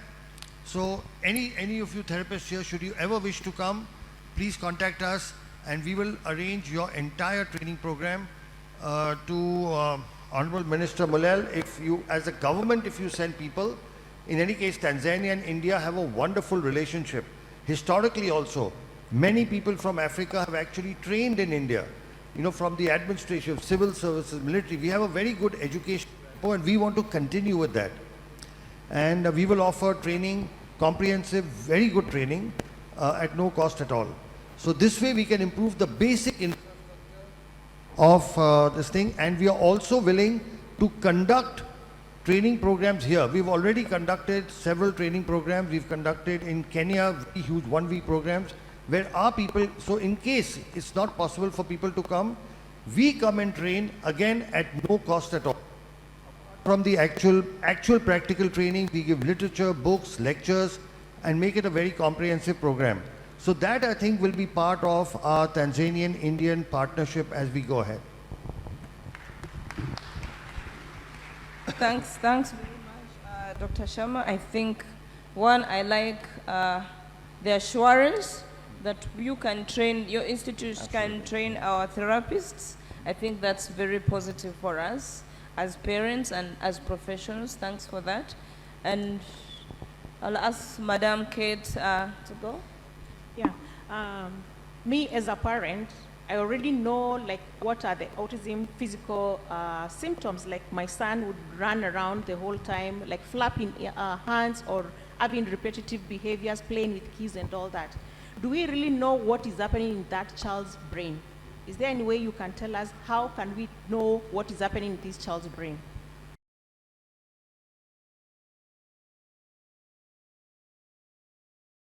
It's really important because so many parents come to us and say, oh, my child looks absolutely fine. What exactly is wrong? You know, people say that there is something wrong in the brain, but how do we know? The MRI, most times MRI is not done, and even if it's done, the structure seems to be fine. So at Neurogen, we went ahead and actually looked at really what is wrong in the brain, and this was done through functional imaging. So advanced scan imaging known as a PET-CT scan of the brain, which tells us about functioning of the brain. So structure-wise, everything seems to be fine, but when we look at the PET scan images, we find that there are certain areas of the brain which are functioning less, and that is indicated by, which is very easy to read, made it easy to read through a color spectrum. So we were explaining to the Honorable Deputy Health Minister also that, when you look at the brain with those different color schemes, you see that there are green, lighter brain, green, yellow and red, which are normal functioning brain, but deeper parts, which when we say out and we think about what do they do, it correlates beautifully. So the small part of the brain, and one of the speakers yesterday actually mentioned that the cerebellum, the back of the brain, which is important for coordination, balance, articulation, chewing, integration of functions and movements and tone, is working less, and you can see that in the PET scan. The deeper parts of the brain, known as the medial temporal, which is responsible for understanding, learning, comprehension, socialization, emotional expression, this is working. And the middle part of the brain, which connects the two brain, known as thalamus, which is a relay center, is working less. So all of this is possible only through the PET scan. So through the PET scan, we can actually find out which parts of the brain are working less, and now we get an understanding as to why our children are unable to process information or unable to respond to a lot of training that we do. So advanced imaging has really helped us go deep into a better understanding of what is autism and what really is functioning less and what is lacking in the children. So to continue with what she said, there is new brain imaging technology, and here I will have to keep talking back to Honorable Minister Mulel that we will need this equipment in this country. This is an equipment called PET-CT scan. I'm not sure if it's available. It may be available. This is modern functional imaging, which actually tells us which parts of the brain in children with autism are not working. So if it's there, that's great. We can actually start, investigating and looking at our children.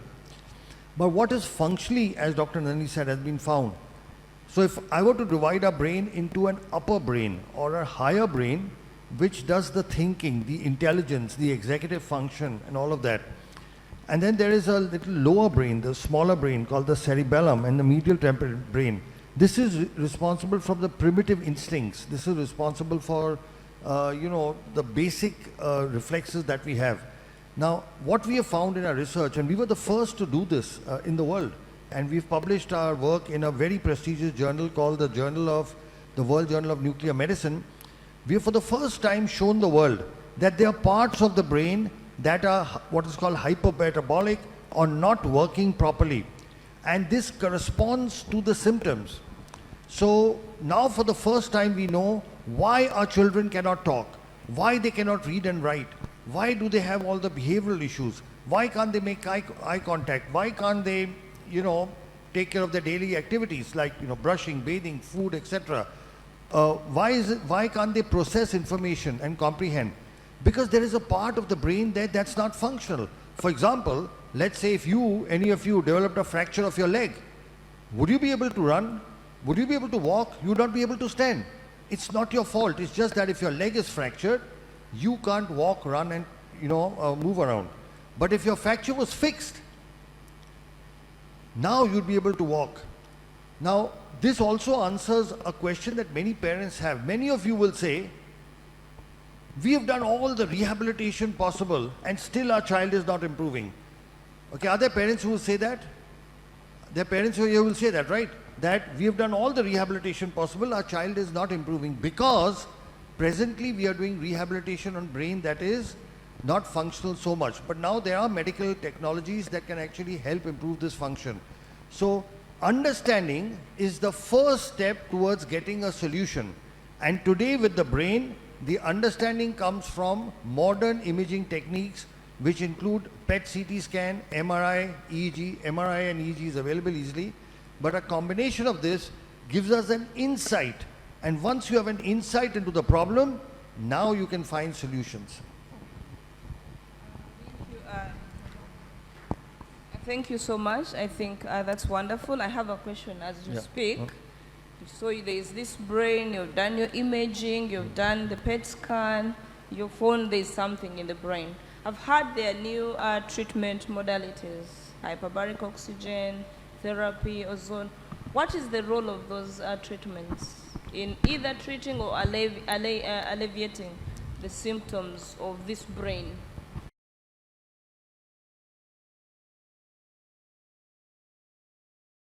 So what brain imaging has shown us is there are parts of the brain of these children which have what is called hypoxic ischemic damage. That means this brain is not receiving enough oxygen. Now, if the brain is not receiving enough oxygen, then obviously one possible solution is to give it oxygen. But just giving normal oxygen does not help. What we have found and what medical science has found is you have to give oxygen under pressure. So right now, we are breathing oxygen at 1 atmospheric pressure, all of us. Okay? And when you breathe oxygen at 1 atmospheric pressure, only the red blood cells in your body carry the oxygen. In our blood, we have got red blood cells, white blood cells, and a liquid called plasma. Right now, all of us are breathing, only our red blood cells can carry oxygen. The liquid of the blood has no oxygen. But when you give oxygen under pressure, like 2 atmospheric pressure, now the oxygen goes into the liquid. Okay, so right now in our body, only our red cells are carrying the oxygen. When you give it under pressure, the entire blood is carrying oxygen. So much more oxygen reaches deeper parts of the brain. It goes to every part which may be possibly hypoxic. So there is this new technology called hyperbaric oxygen therapy. This is available, I'm not sure whether it's available in Dar es Salaam, but I'm sure it's available. It's normally used for wound healing. So far, hyperbaric oxygen has been used for wound healing. But what we have found is when we use it for oxygen, when we use it for autism, sorry, there are significant improvements, especially when we combine it with many other treatments. So there are a lot of scientific publications that actually show the benefit of this. All this requires is a hyperbaric oxygen machine. It's not very expensive and it is very, very simple to maintain. Most government hospitals, medical colleges do have hyperbaric oxygen. The only thing is they use it for adults. We have evolved a protocol for children and we have successfully used it in several thousand patients. So we have this unique protocol where children with autism can be helped as well. Thanks. And is there, I'm asking as a parent, I know it's given in a chamber and sophisticated, environment. Is there a provision for a home-based hyperbaric oxygen? Yeah, so you do get home-based. The oxygen therapy we use, they are called heart chambers, where the pressure goes up to 2 atmospheric pressure, double of what we are breathing. You can get home chambers, but there the pressure goes up to 1.3 only. So it is a little better than what we are breathing right now, but not as good as medical hyperbaric. Also, those soft chambers are extremely expensive, and then once your child is finished, you don't have any use for that. But you can give home hyperbaric, but the pressure is much less. It's 1.3, whereas we need between 1.8 to 2. Okay, thank you. Thank you very much. Dr. Alok or Dr. Nandini, the ozone therapies and the HBOT therapies, that is hyperbaric therapies, they make a lot of sense to me as a parent because I've gone through that. Can you explain to us or to parents more about the regenerative medicine or the cellular therapy and how is it effective to autism and other neurological disorders like cerebral palsy or stroke or any other neurological disorder?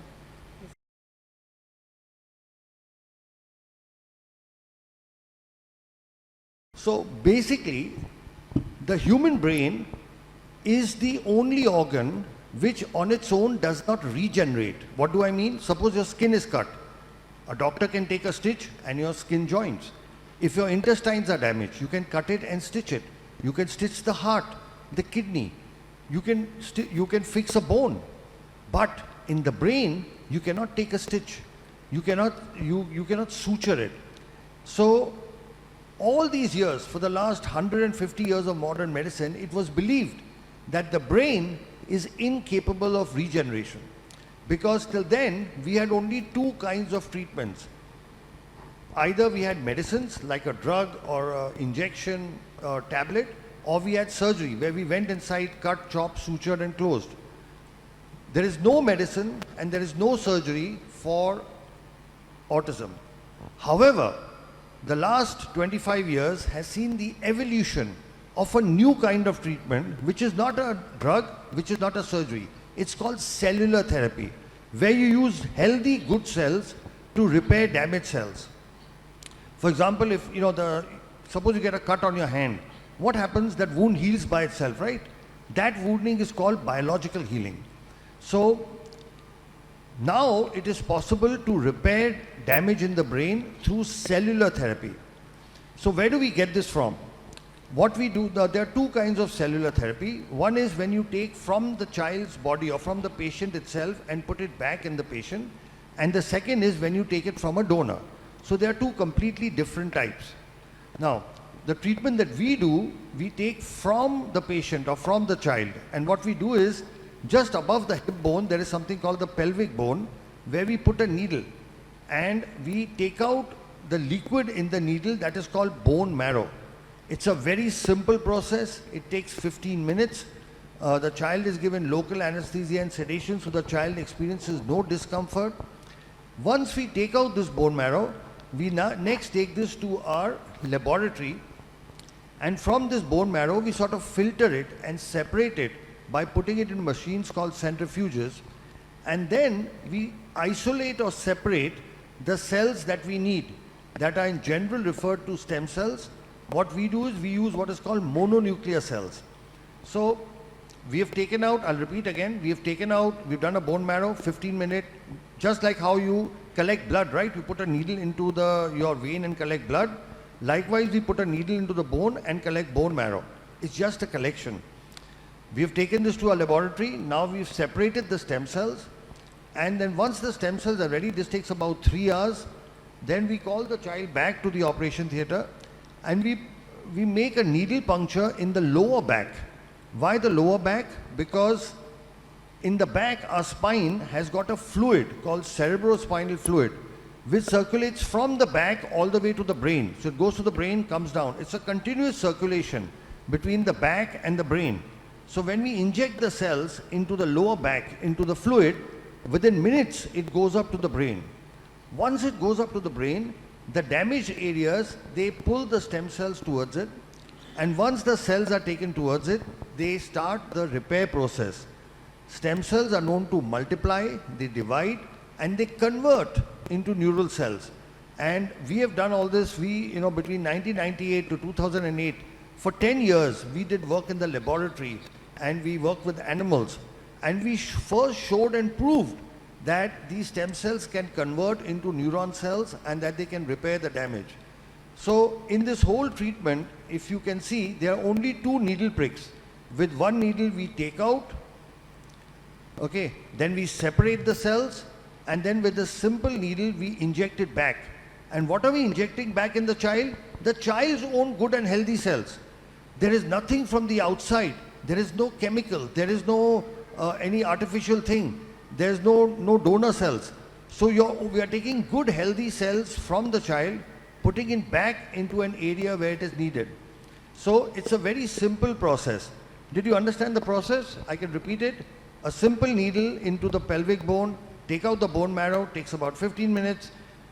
Take the bone marrow liquid, take it to the laboratory, filter it, separate the stem cells, and then call the child back and inject with a very thin needle into the lower back spinal fluid from where it travels to the brain.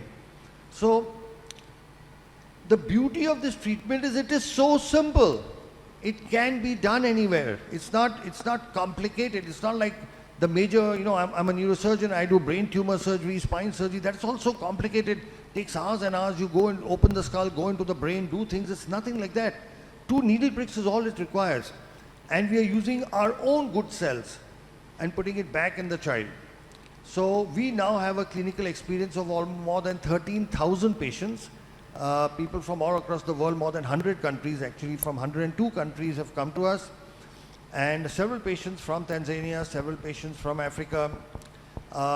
And with this treatment, we are able to repair the damage, and we have proved it in 2-3 ways. One, after the treatment, the child starts improving by itself. You know, the understanding improves, the comprehension improves, the behavior improves, the eye contact improves, they get back their speech. Several of our children are able to go to schools. You know, many of the kids we have treated several years ago, they have not only gone to regular schools, but they have graduated. Many of them are now doing jobs.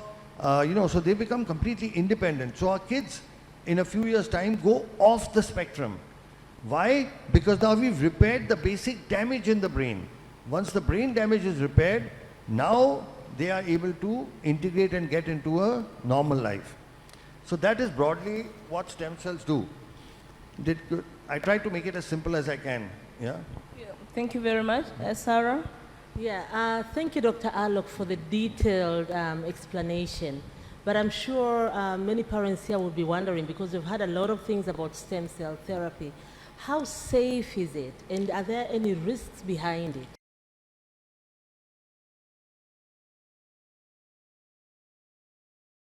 So that's the most wonderful thing about the treatment. It is 100% safe. You know, why? Because we are not operating. We are doing just 2 needle pricks. With one needle we are taking out, with one needle we are putting back, and we are using the child's own natural healthy cells and putting it back. So there is no danger or no risk. Now the only possible risk, and we have published this as well, is in children who have epilepsy. Epilepsy is convulsions, you may be aware, where there is a past history of epilepsy.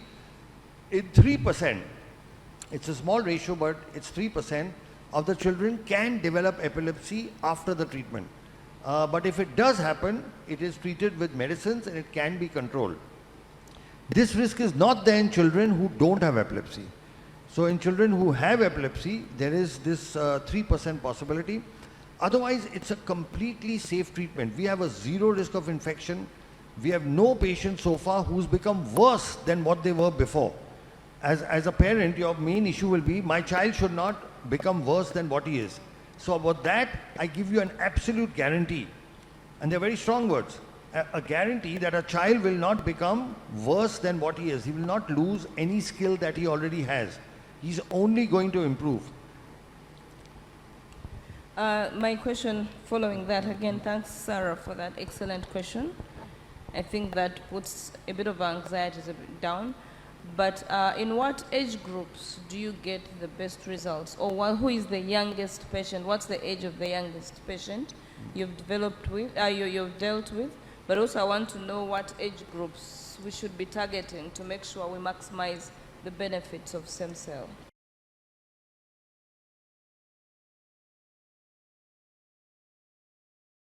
That's a very, very good question.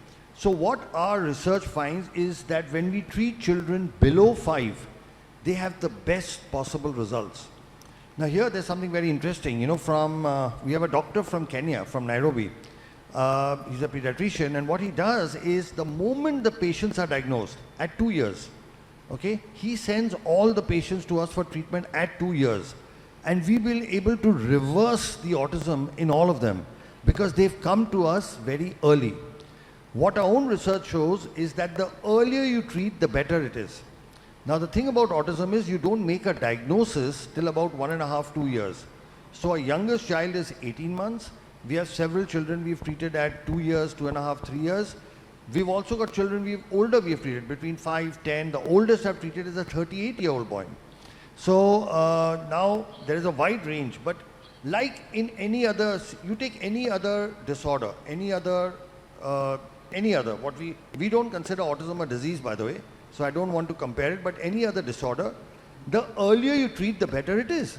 Okay, if you have diabetes and you start exercising and shift your diet, you can cure it without tablets or insulin. But if you start treating it late, then you need insulin, right? The same thing is true of all diseases. The earlier you treat, the better results you get. And here is the problem.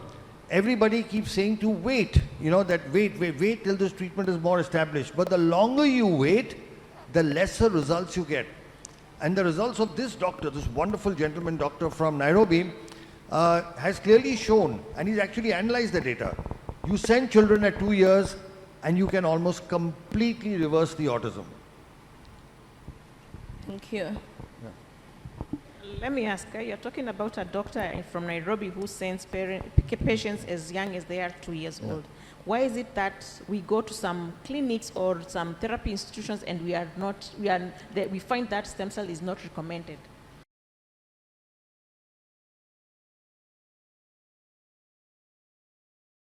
Okay, that's a very interesting question. See, I'll tell you, and I say this openly, I don't mind saying it, all of us in Asia and Africa have what I call a colonial hangover.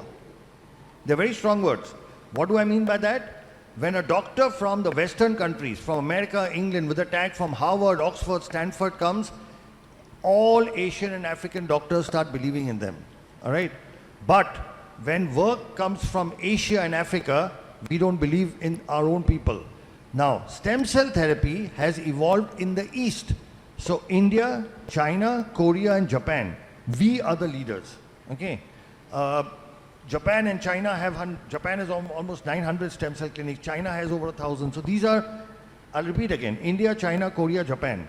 The Western, in this particular thing, so the world's first scientific paper on cell therapy in autism was published by us from India. The second paper came from China. The third paper came from Italy and Ukraine. And the fourth and fifth paper came from America. This is a race that India and China have the gold and the silver.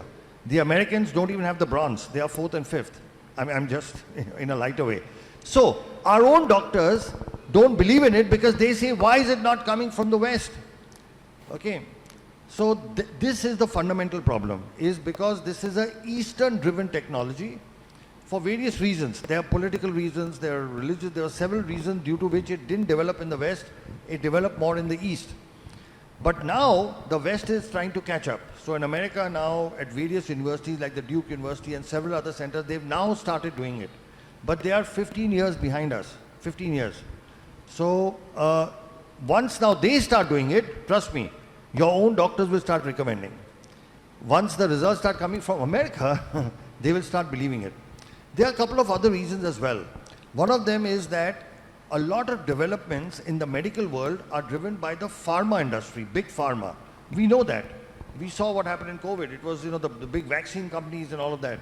Now, the treatment we do is not supported by big pharma because they have nothing to gain. In fact, they believe they have everything to lose.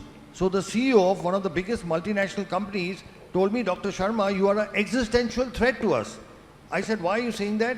He said, if you make everybody okay, who will take our medicines? Do you understand? Right now, children with autism have to take a lifetime of drugs. A lifetime of drugs for hyperactivity, for so many issues. When we treat them, they stop taking the drugs. So do you think the pharma industry is going to back us? They will not. Like the words he used, it's an existential threat. All right.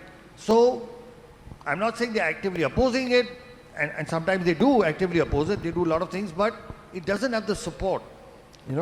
So in various medical conferences and things, if the pharma companies are backing it, they won't even permit lectures on stem cell therapy. So these are a couple of the reasons. One, it's East-driven, and second, it doesn't have backing from big pharma. Did that make sense?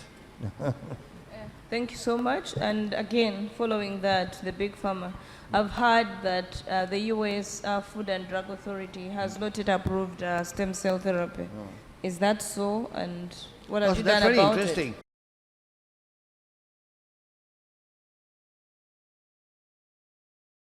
Because, like I told you, stem cell therapy has got autologous as well as things which are manufactured by companies and sold as donor.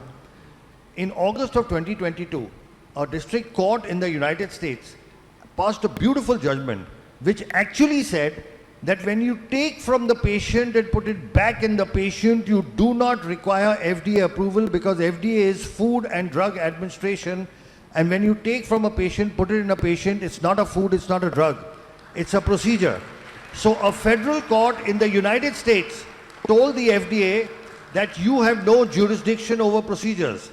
So now the whole question, it's not US FDA approved, is an irrelevant question. I'll give you another example. It's like the difference between you take an orange and make homemade orange juice, or you make canned juice, Tropicana, or whatever you get here. Okay.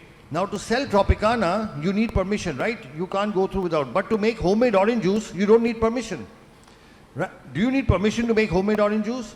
So when you take from the patient, put it back in the patient, our Indian courts have said that. In 2019, our Indian High Court said that only for stem cell derived products when you're using, you need a license.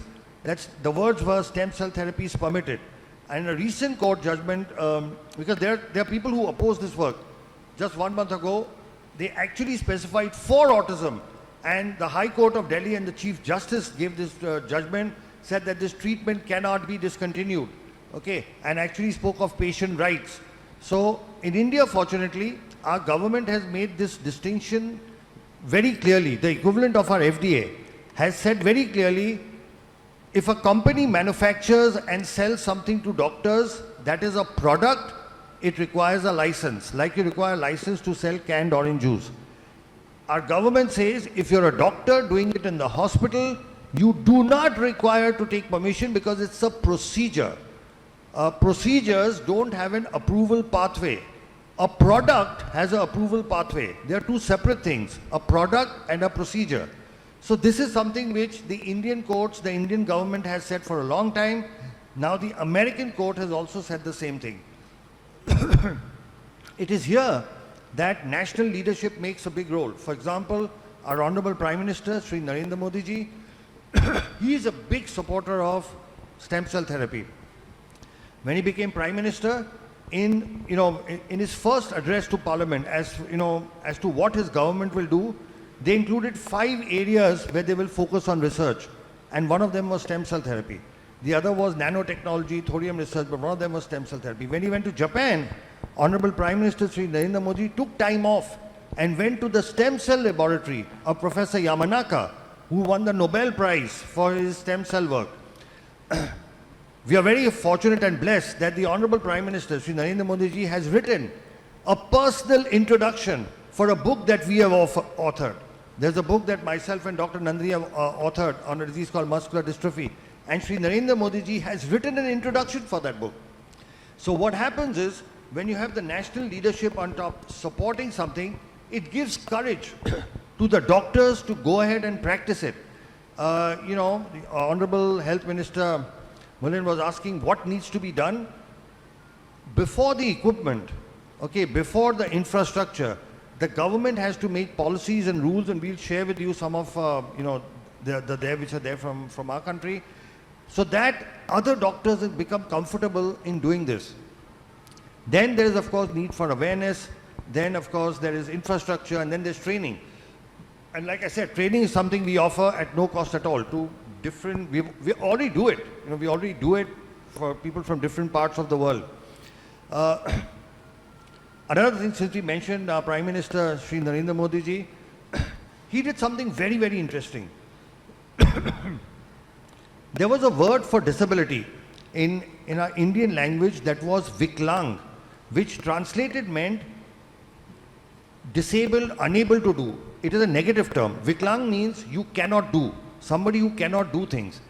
And he officially changed the local word for disability from Viklang to Divyang, which means specially gifted.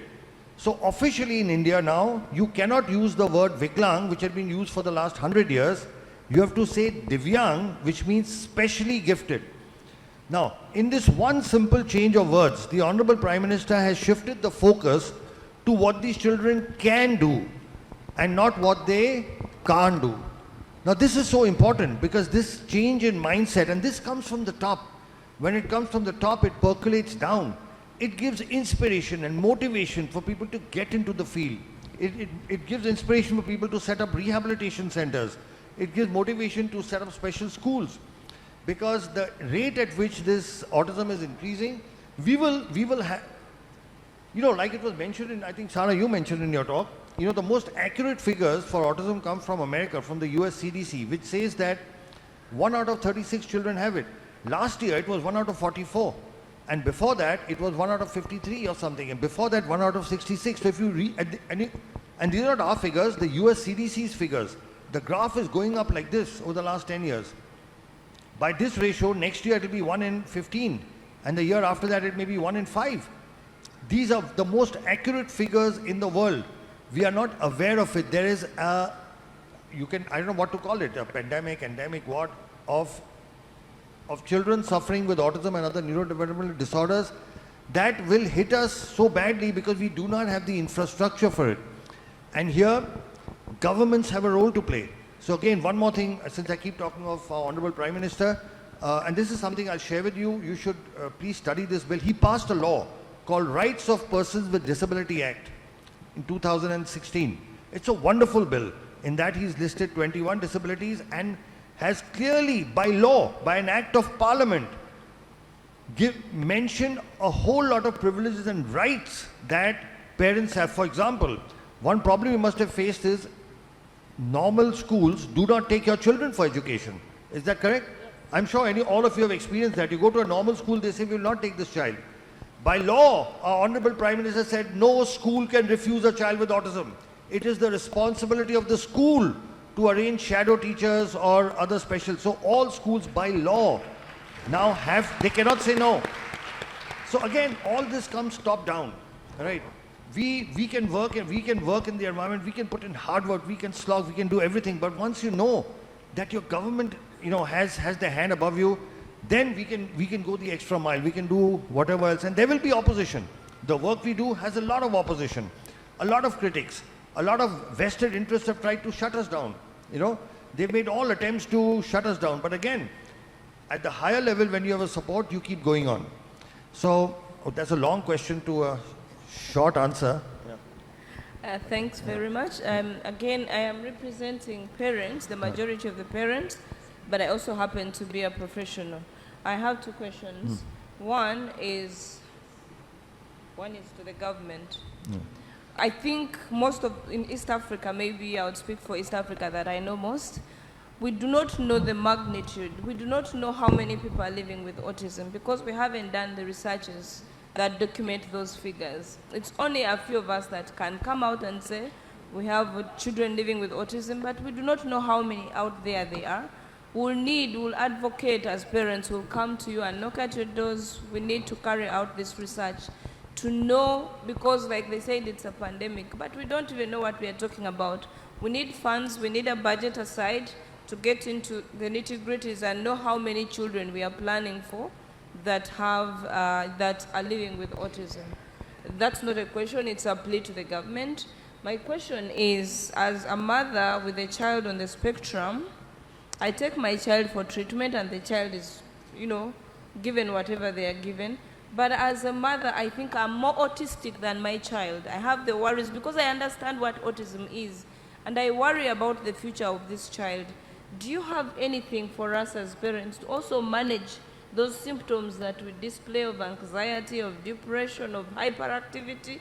Because when you go to a hospital, I can tell you some of the parents will slap the doctors because they are frustrated and angry. Do you have anything for us or any advice for us as parents? That's one question. I'm happy you're clapping for me because it's been a journey. You actually, even when you go to church and your child is discriminated, you're angry and frustrated and rude. Then the other is, what is my role in all this you're talking about as a parent in the management of this autistic child?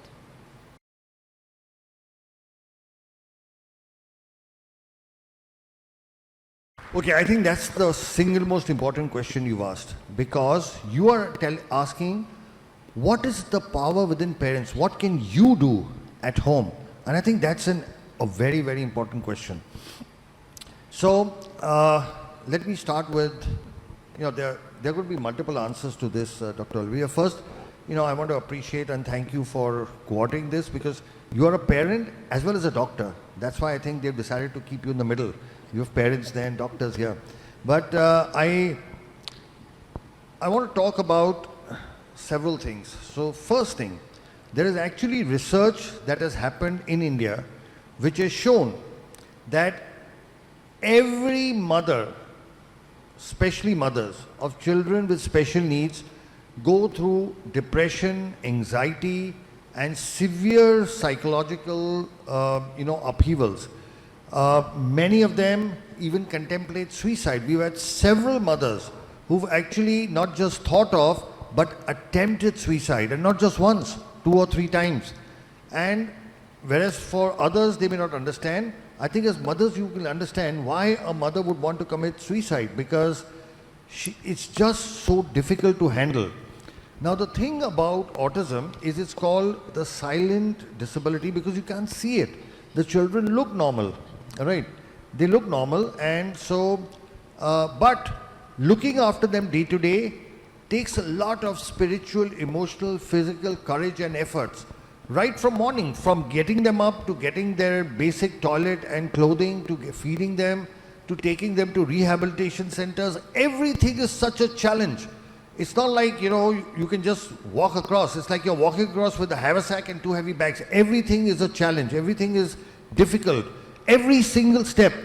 And I very often say, as mothers of kids with special needs, you put more emotional and spiritual energy in one day than maybe most of us don't put in a whole year, just to see one day through.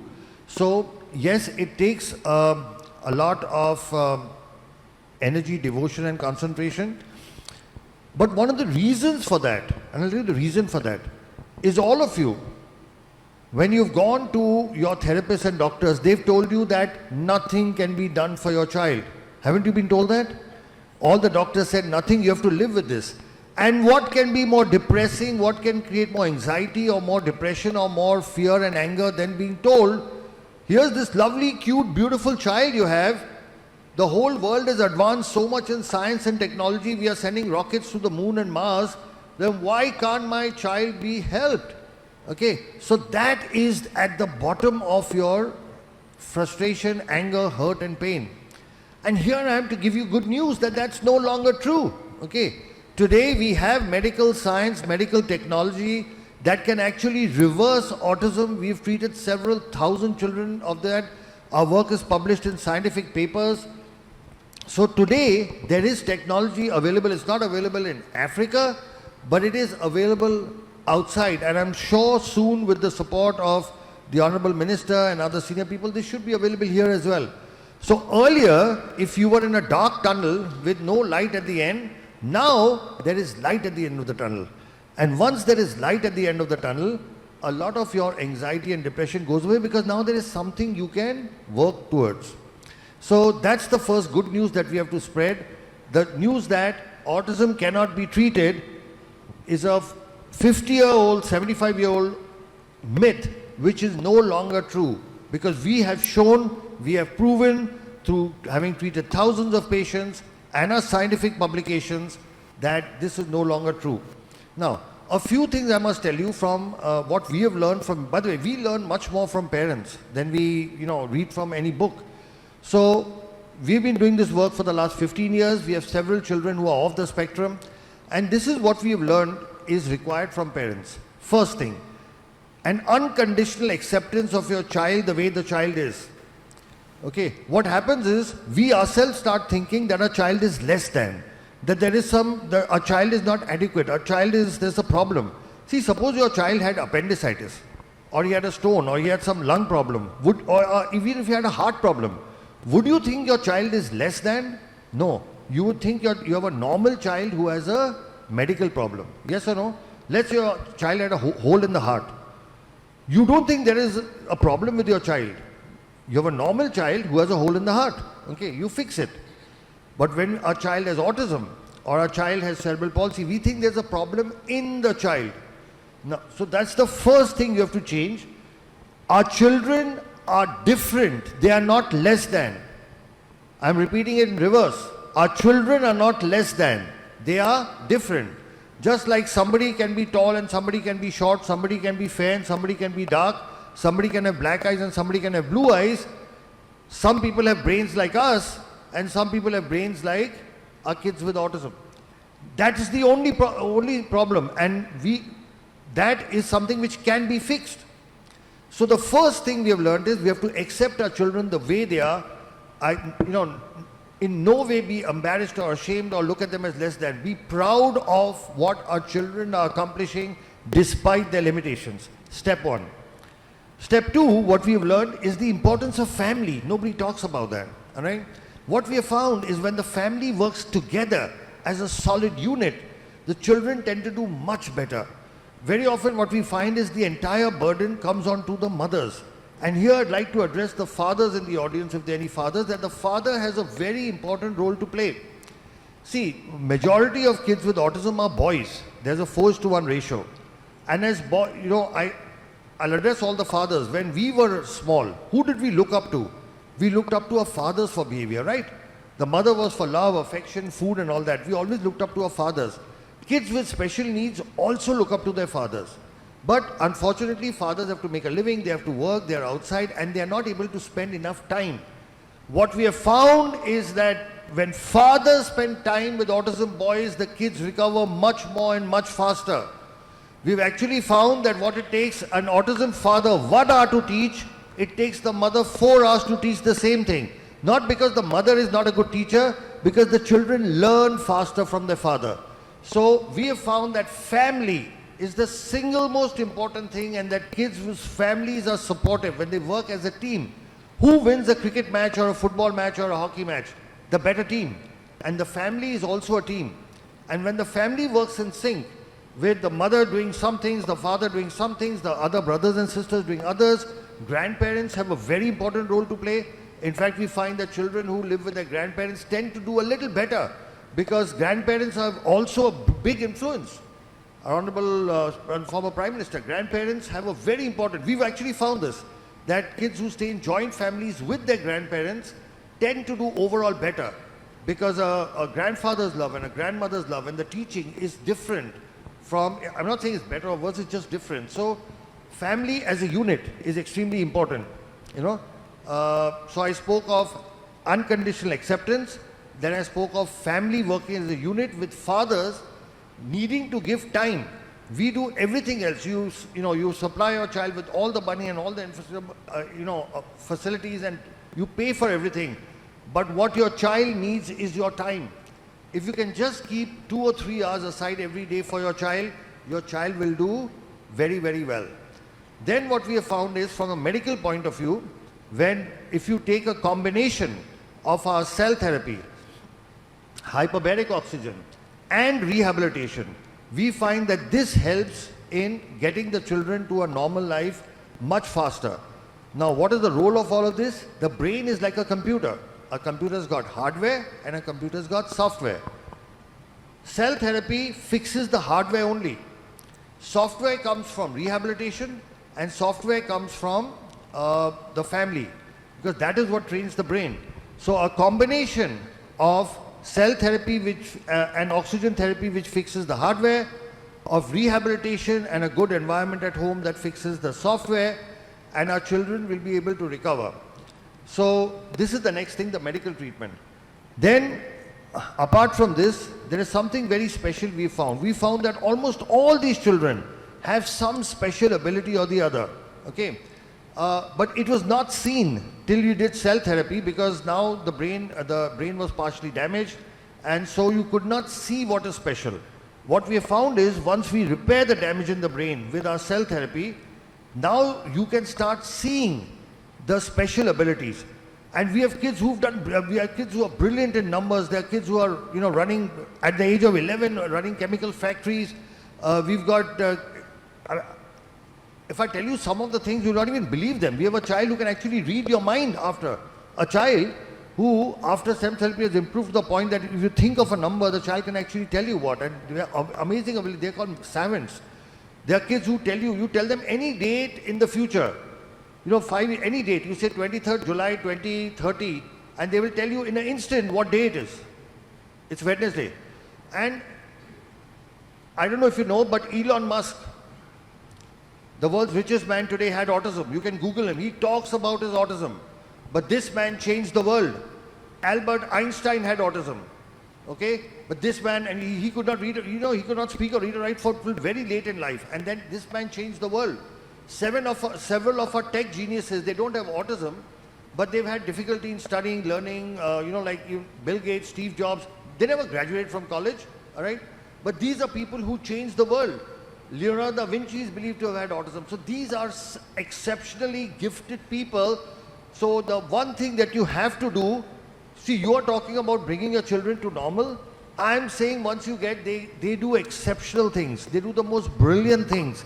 And that is proven by already. Look at Elon Musk. He talks about his autism. He doesn't hide it. He says he had this, but he changed the world. So we have to change our thinking.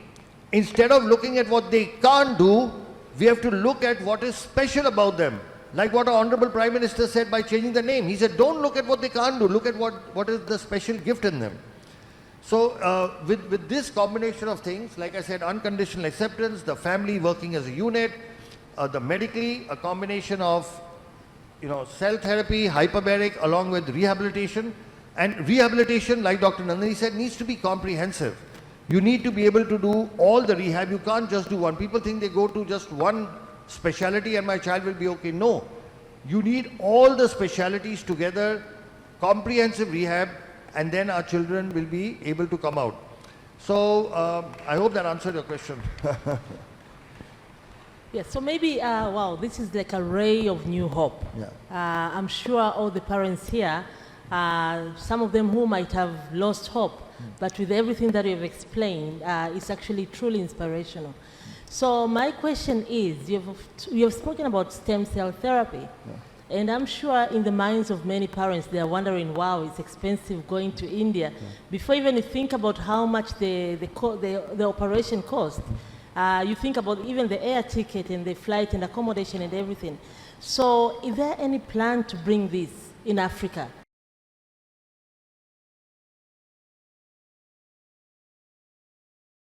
Yes, so we are very clear. We want to have a facility set up in Africa, and we are actually keen on, so we've actually shortlisted between Tanzania and Kenya only because they are English-speaking, direct connection to India.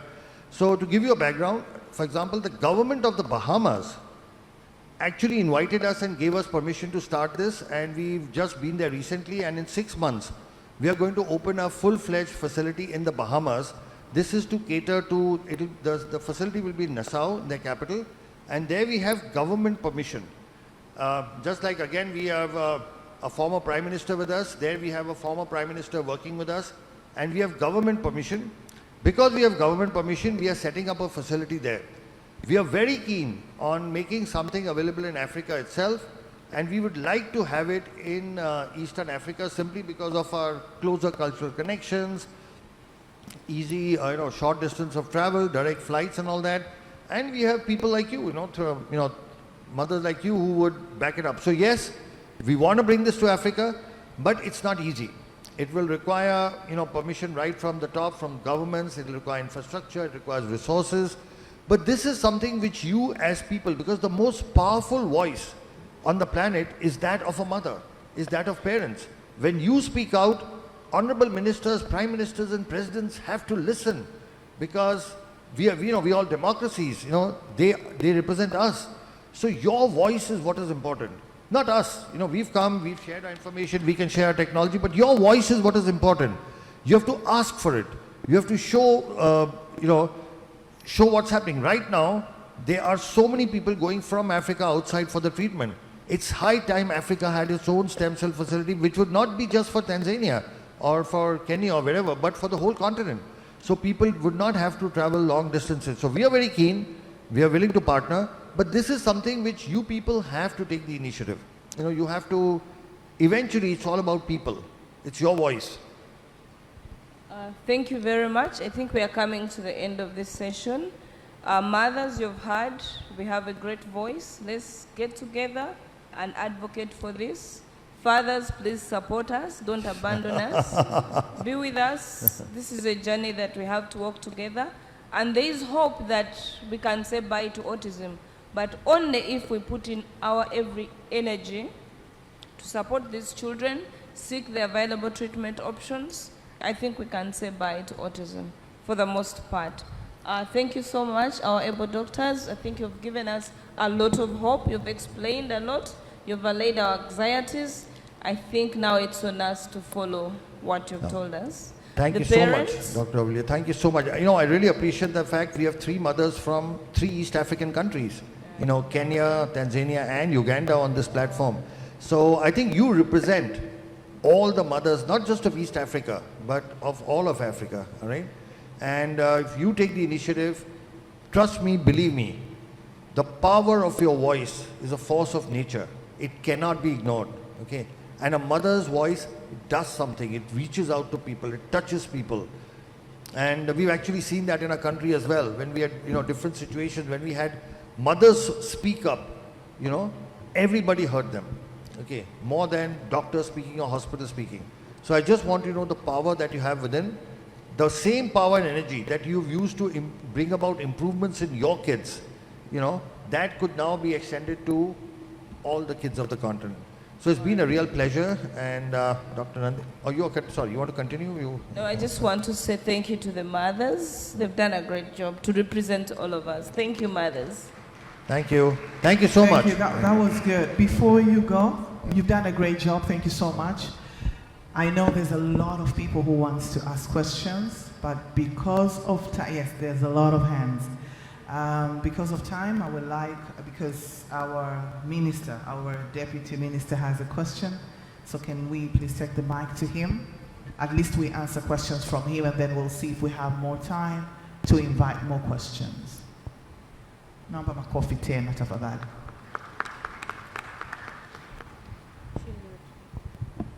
Karibu sana mheshimiwa. I don't think it is a question, it's just good news perhaps. He said, I know Professor, he said about the PET-CT scan, if we have in the country. Yes, we have. It is in Ocean Road, okay, our good. Cancer Institute. So actually last month they completed it to connect it so that it can start function. We expect this month it's starting to work. Very good. Yes, so we have that. So it's a good news to the parents when we are talking about PET-CT scan now we have in the country. Another thing is hyperbaric oxygen machine, you said. Yes, we have it in Muimbili. Yes, in 2 weeks it will start functioning. So we are working with the professor so that we can see, so that it can accommodate everything you want. You were saying if it can accommodate everything, but if not, we can make sure that it will accommodate. But we have those 2 things, then now we remain with issue of, yes, we are doing bone marrow transplant. Yeah. Please, perhaps the professor can explain a bit. Thank you, Honorable. So just to add, to increase the insight, we are also doing a bone marrow transplantation. Okay, very good. In one center, we are doing autologous bone marrow transplantation. Okay. In another center, we are doing allogenic bone marrow transplantation for children with sickle cell. So I think that also opens the potential for doing stem cell transplant. Absolutely. Yeah. So all the technology is there. We Yes. just need to put it together now. You know? That's great, Yes. wonderful news. Yeah. Yes, that's what I'm trying. I just have to say that so that the parents can hear that. Yeah. You talked of many technology, then we can see how is our capacity by now, then we can move from there going forward. But something is going on. Thank you.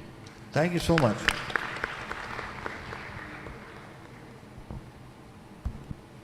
Okay, thank you so much, our dear Deputy Minister of Health, for the additions.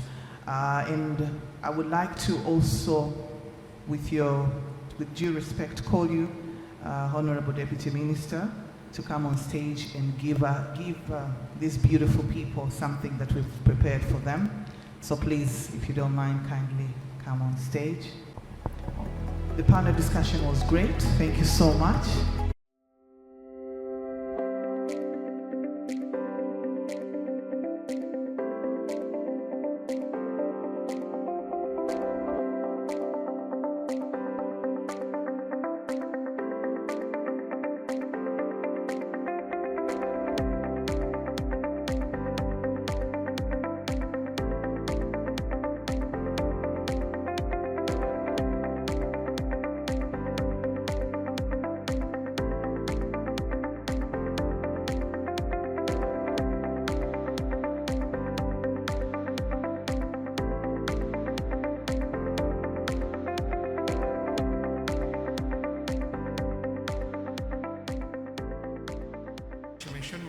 Geoffrey Ekongot. I'm the chairman of Autism Society Uganda. It's an honor to be here and to play this role on the International Day of the World Disability Day. I now take the honors to welcome Tom Land. But before I welcome him, Tom Land, also known as Thomas Land, was diagnosed with autism at 13 years old. Since accepting his diagnosis, Thomas has been recognized as an author, speaker, and emerging leader in the autism community. Tom Land is the world's first Toastmasters accredited speaker with autism. The Toastmasters accredited speaker distinction is reserved for the finest professional speakers in the world who fulfill numerous criteria, then compete for the honor in front of a huge live audience. Now, imagine having autism and meeting that challenge, because that's exactly what Tom did. Tom is one of only 90 accredited speakers in the world, and the only one with autism. He is certified human potential coach and professional diversity and inclusion consultant. He is poised and ready to share his positive energy and inspiring messages as an end keynote speaker, corporate trainer, and consultant to organizations across the country. He also spoke on the TEDx stage to impart wisdom and inspire others with his talk titled, How to Come to Life. He is the author of the award-winning bestseller, Come to Life, Your Guide to Self-Discovery, and recently published his second book, My Glass is Full, Stories of Putting Mental Health First. He recently set a Guinness World Record as the world's oldest person with autism to finish a full Ironman triathlon. I once again welcome Tom Land to present his topic, Come to Life, Preparing for the Transition and Your Future. Mr. Tom Land, you're welcome on stage.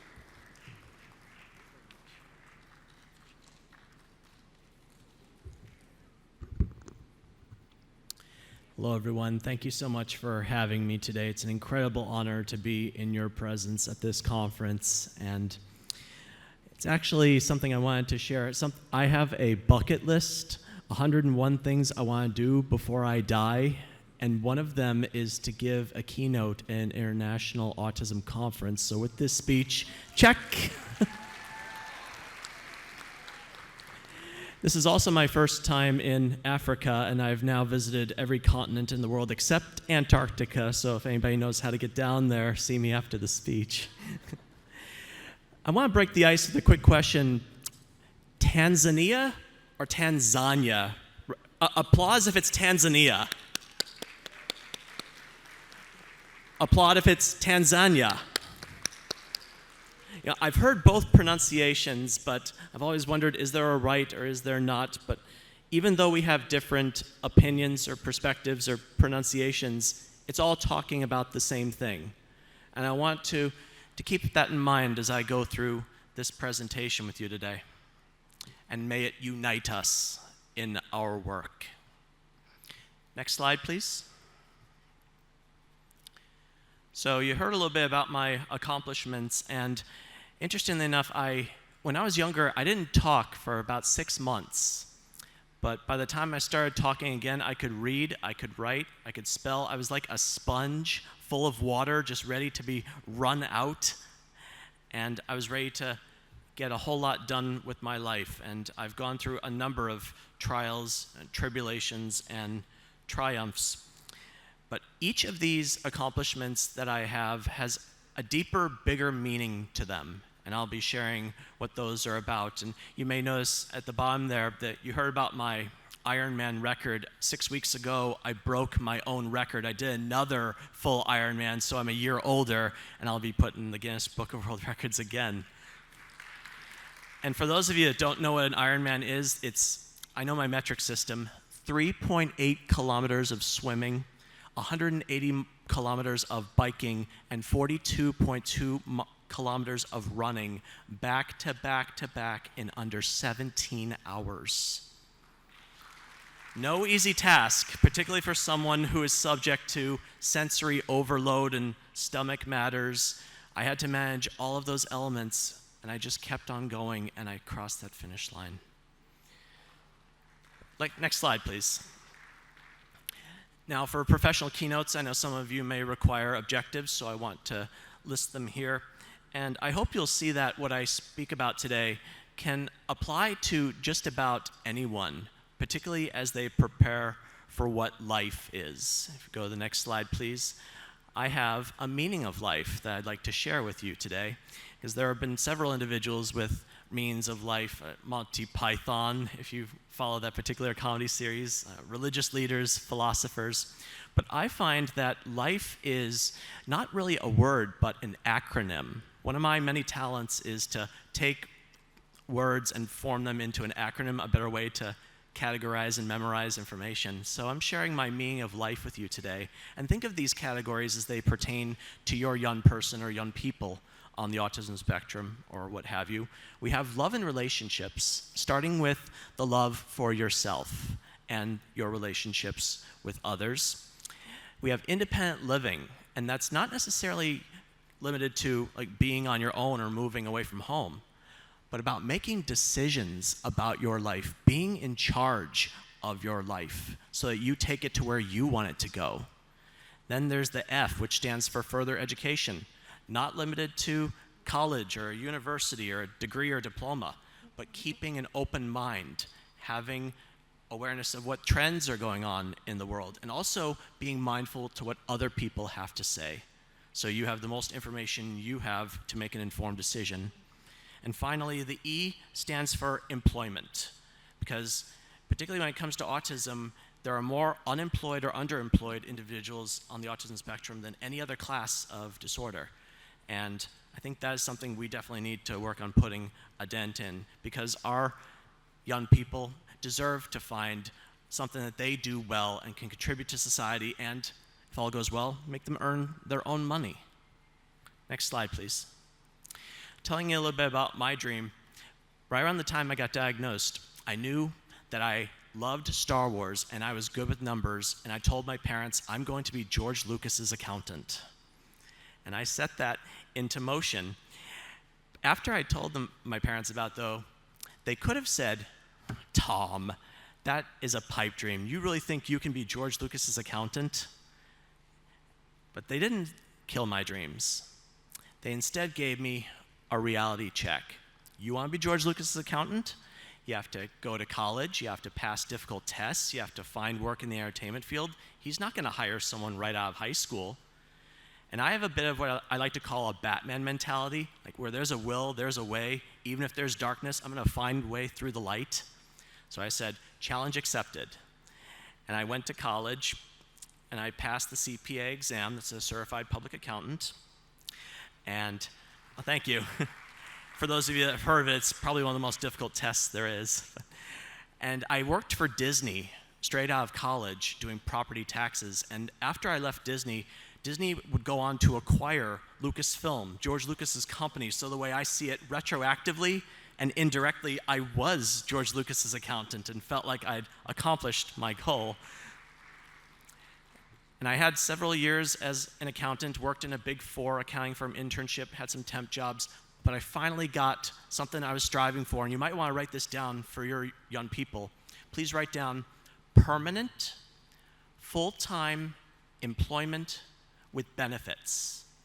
Permanent, full-time employment with benefits.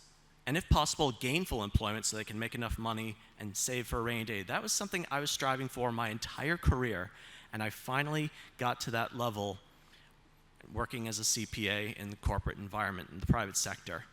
But if you go to the next slide, and I think you may have already seen it, the one with the laptop, it cost my physical, mental, and emotional health to get to that financial level. I dreaded going to a desk, sitting there all day, crunching numbers that would not matter in a few years. At the same time, I also saw and heard stories from my peers crashing and burning in life because they did not know themselves. They did not love themselves, and they were not being themselves. So 8 years ago, I decided to leave my accounting career behind completely, put in my 2 weeks notice at work, and now I give speeches, I tell stories, I do coaching, I do consulting. So I want to reach people on a personal level. And yes, let's go to the Toastmasters slide next. Because after I left accounting, I knew I had to better my public speaking. Back about 2 slides, please. I knew I had to better my public speaking skills. And mind you, we fear dying more than speaking in front of an audience. Wouldn't you agree? You wouldn't want to be up here right now doing this, would you?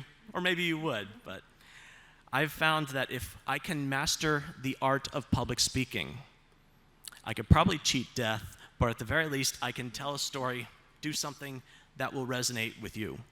So the Toastmasters organization has an accredited speaker program designed for those that have mastered the art of public speaking and apply it to a particular trade or line of work.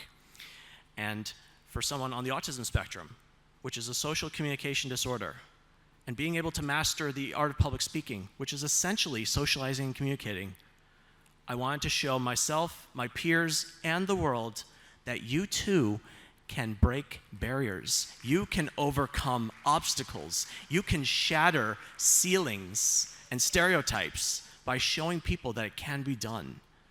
So thank you. So that's why I went for the accredited speaker designation. And if you go to the next slide after that about the human potential coach. Right before the pandemic, I got certified as a human potential coach because speeches are one thing, but I wanted to reach people on a personal level and find out what's really going on with them, get to the root of who they are and how they can make the world a better place.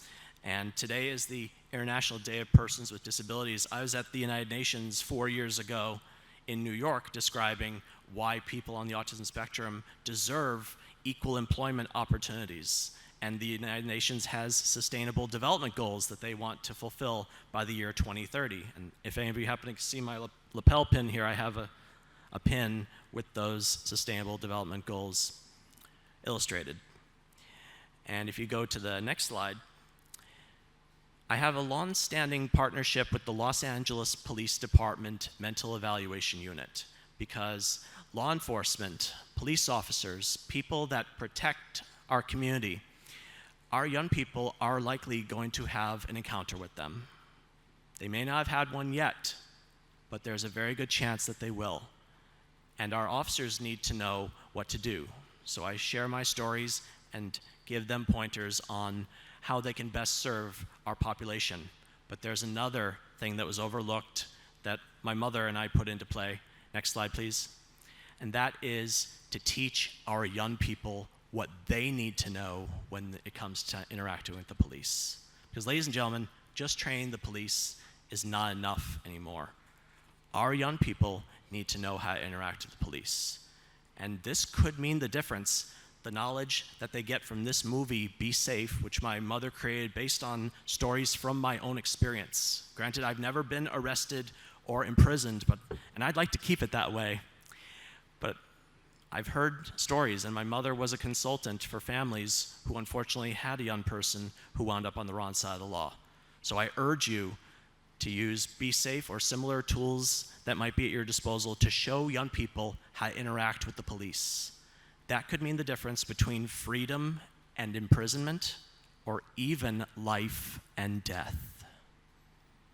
Next slide, please. So looking at those life outcomes, the LIFE I brought up earlier, raise your hand if you think our population's having good outcomes based on current circumstances. I'm not seeing many hands out there at all.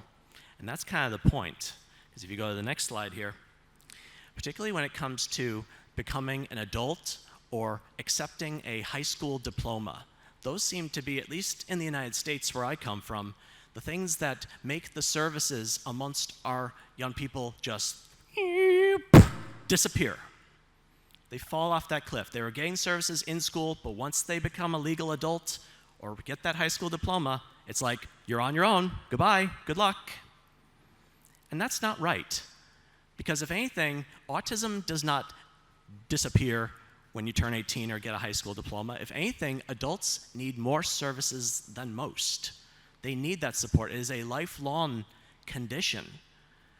And we can do better to support our adults as they grow up and walk through life, figure out who they are, what they want to do, and how they can make the world a better place.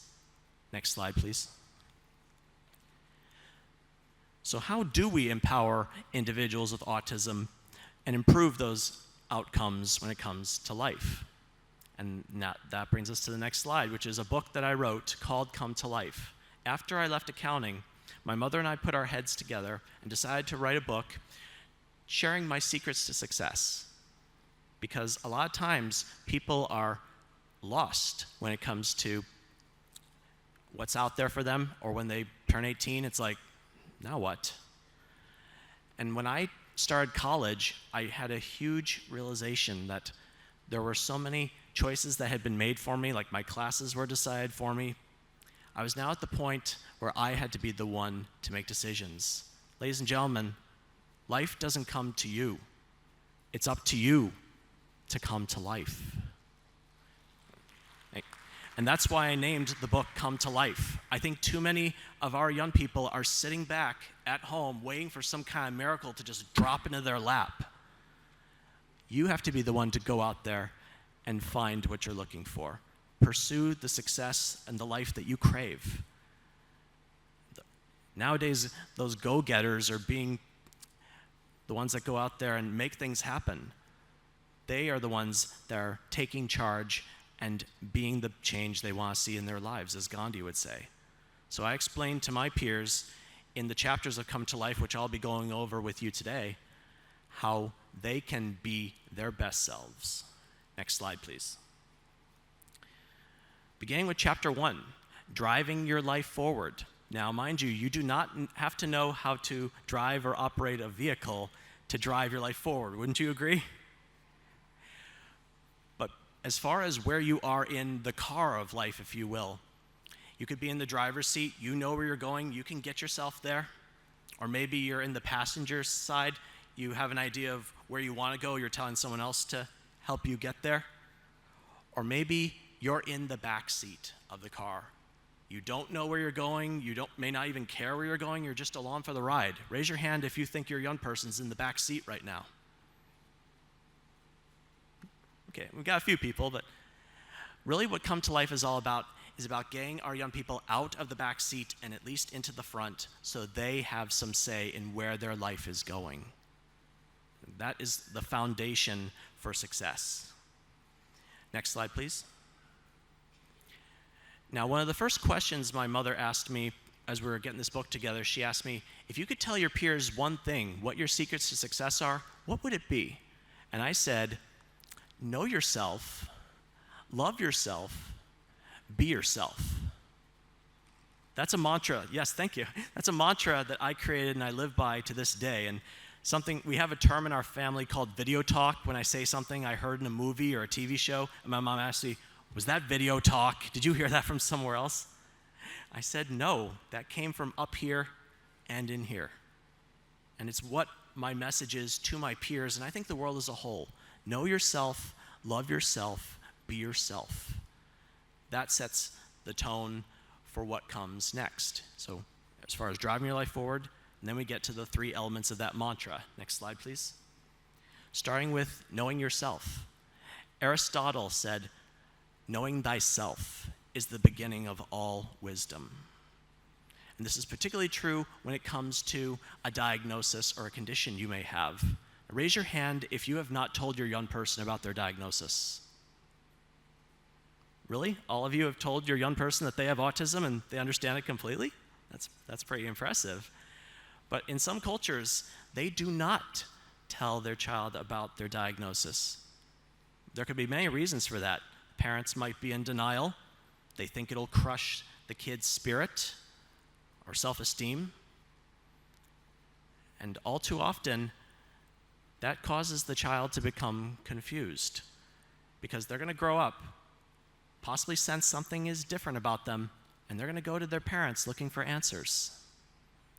What's going to happen then? And if the parent knows about it and doesn't tell the child about it, how's that going to help the relationship or the family dynamics? And also when it comes to knowing yourself, it's also about understanding not just your strengths and what you're good at, but also your, what we call in Toastmasters, opportunities for improvement. And I have my fiancée Rosetta here with me. We're both Toastmasters, so we're both all about observing what's good and what can be improved. And the same has to go for our young people. Why? Because if you focus only on what they do well, there's a risk that they keep making the same mistakes over and over again. On the flip side, if you only focus on where they fall short, they may never find out where they can truly thrive, what they are really good at, and what they do better than anyone else on the planet. Each and every one of us has something that we do better than anyone else on the planet. So we have to look at both, what you're doing well and where you can improve, and both get addressed. That's how you truly know yourself. And when I was young, I thought I had to know everything, and I had to be perfect. I dreaded even getting like a B on a test. I would rip it up to shreds. I didn't even want to face the idea that I'm not perfect or I don't know everything. And I was really hard on myself. I thought my mother was perfect, so I thought I had to be perfect. And when I come to find out she's not perfect, and I'm like, well, you don't really talk about your problems a lot. Granted, parents do make mistakes and don't always get it right. But the important thing is that we love ourselves. And that is the next slide, the second part of the mantra. Love yourself. It was RuPaul who said, if you can't love yourself, how can you love someone else? Can I get an amen on that? Yeah, that's more like it. When it comes to your diagnosis, being in denial about it or wishing that things were different, that's just time and energy wasted.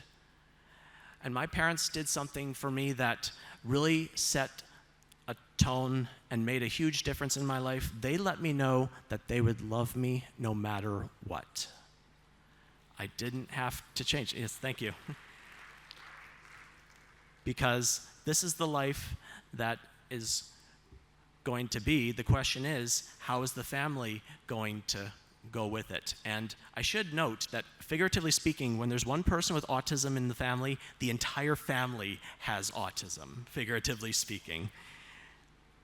So on that note, are you all going to be on a unified front around your young person or people? Not take no for an answer? Find a way? I think that is needed more and more in this world. And I'm very grateful to have had a supportive and loving family that saw the potential in me, wouldn't stop fighting for me, because it helped me see that I'm worth fighting for, and I'm going to start fighting for myself. And I also had to be mindful of who I'm keeping in my life too, because family is with you more or less forever, but when it came to making friends, anybody here ever been told or had someone say to them, I'll be your friend if, or if you do something for me, I'll be your friend? Do you think that's unconditional love, or that's a real friend? And do you think our young people would question that and think something may be up here? So we need to be mindful of the company we keep, and also see how we can give back to our community, particularly for those that might have difficulty finding and keeping a job. Community service, volunteering in nonprofit organizations, I did that for a number of years. I still do it to this day, and I make a difference. So being able to give back to your community is another part of loving yourself. And something I had to be mindful of is I grew older and had to weed out those people who maybe not were true friends or wanted me to be something different. That brings me to the third part of the mantra. If you go to the next slide, which is be yourself. It was Coco Chanel who said, "Beauty begins when you decide to be yourself." And this gets a little bit controversial at times because each and every one of you, I imagine, has some kind of idea or vision as to what your young person's life might be like or look like. The question is that what the young person wants? Is that being who they truly are? Or is their authenticity being jeopardized a little bit? Because, mind you, I wanted to be an accountant. My family supported that. And everyone seems to have these suggestions about how we can be better people on the autism spectrum. But it kind of begs the question, why not just like us for who we are? Yes, we have the option to hear what you have to say, but it should be our decision on what we do with that information. And if, like me, you understand the value of input and how it can help you become your best self, there's being yourself and there's being your best self, that could make a difference too. And a lot of times, I know when I was younger, I wanted to please others. I wanted to not rock the boat. I would kind of take people at their word or think people had my best interest at hand. I was a little too trusting, and that came back to hurt me a few times. So at the end of the day, I decided I'm going to hear what people have to say, but I have the final decision. And they should be willing and able to respect that. Wouldn't you agree? So as we look at our young people and their lives, ask yourself if you're letting them live the life that they want to live. And if they don't know what that is, what kind of life they want to live, maybe they need more guidance on what that is and what kind of options are available to them. Which brings us to the next chapter in Come to Life. Next slide. Finding your niche, or niche, depending on your pronunciation preference. Because a niche is a little hole in the wall where a piece of art or statue fits right in. And each of our young people deserve to find a place where they fit in, where they do well, where they can shine, and their talents can be put to good use. Unfortunately, not everyone seems to have all the opportunities to go out there and find out what that niche is. Whether they're staying at home, could be by choice or not. And even in today's virtual world, sometimes going into a virtual chat room or where the action is, that's part of finding your niche. And also understanding that as we grow older, our niches, where we fit in, change over time as well. And speaking of change, it's happening all around us. Like, I'm not the same person I was 5 years ago, 5 months ago, or even 5 minutes ago. So the change is happening all around us, and I think there's a lot of resistance to it, or like you want to fight the elements and not want things to change, everything to be constant, predictable, and unchangeable. But ladies and gentlemen, what if I told you the only constant, predictable, unchangeable part of our lives is change? That is what's going to be happening whether you choose to accept it or not. So with that being said, finding a way to let change or make change work in your favor. Find ways to adapt, change, evolve, grow, and see where that can take you. Let's go to the next slide, chapter 6. Find your voice. Find your voice, and more importantly, use your voice. Wouldn't you agree? You could find your voice, but if you're not using it, not doing its purpose, right? As I mentioned earlier, accepting that you must be the change you want to see in your life. Now, by a show of hands, in meetings such as IEPs that you may have with your young person, raise your hand if your young person is not present at these meetings about their future. Okay, so a few of you may not have your young person present at meetings about their future. Well, getting back to that car example, not having them present at the meeting, that's like them not even being in the car at all. Wouldn't you agree? It's like taking them, getting them out of the seat that they're in, leaving them on the side of the road, and you driving off without them. And they may or may not have the tools to call an Uber or follow you or catch up or call for help. It's like leaving them in the dust. And parents, you are your child's voice now. Who's going to be your child's voice after you die? A family member? An elected representative? How about the young person themselves? And I want to really make sure that even those who may not or have difficulty speaking, they can still find a way to communicate. Just because someone isn't speaking doesn't mean they don't have something to say. Do you agree? Let's go to the next slide. Now, when it comes to speaking and reading, my mother wrote a book about reading comprehension called Drawing a Blank. This is available on Amazon, and I want to encourage you to have a look at it as far as in connection with further education. How people on the autism spectrum, while they can read the pages or the words on a page, they may not always know what the words mean or understand how it applies to life in general, or maybe a lesson to be taught. So that's something to be mindful about as you look at your children, your young people, looking to read, and more importantly, understanding what they read. Because that is a large part of being a productive member of society and understanding how they can better themselves as a whole. And let's go to the next slide. I'm starting to wrap up a little bit here. But the overall conclusion of Come to Life is I believe each and every one of us can be the hero in our own lives, particularly our young people. They have struggles, they have failures, but there are also successes and triumphs. And isn't that part of what being a hero is about? You fall down, but you find a way to pick yourself back up and keep moving forward. I know I had to do that when I was doing the Ironman triathlon. If you go to the next slide. I actually failed finishing an Ironman twice before I finally did cross the finish line for the first time. And I heard the other day that we need to walk the walk more, but I swam the swim, I biked the bike, I ran the run. And I actually want to pose a little bit of a challenge out there. See, I'm going to be 40 years old next Thursday, 40 on the 14th.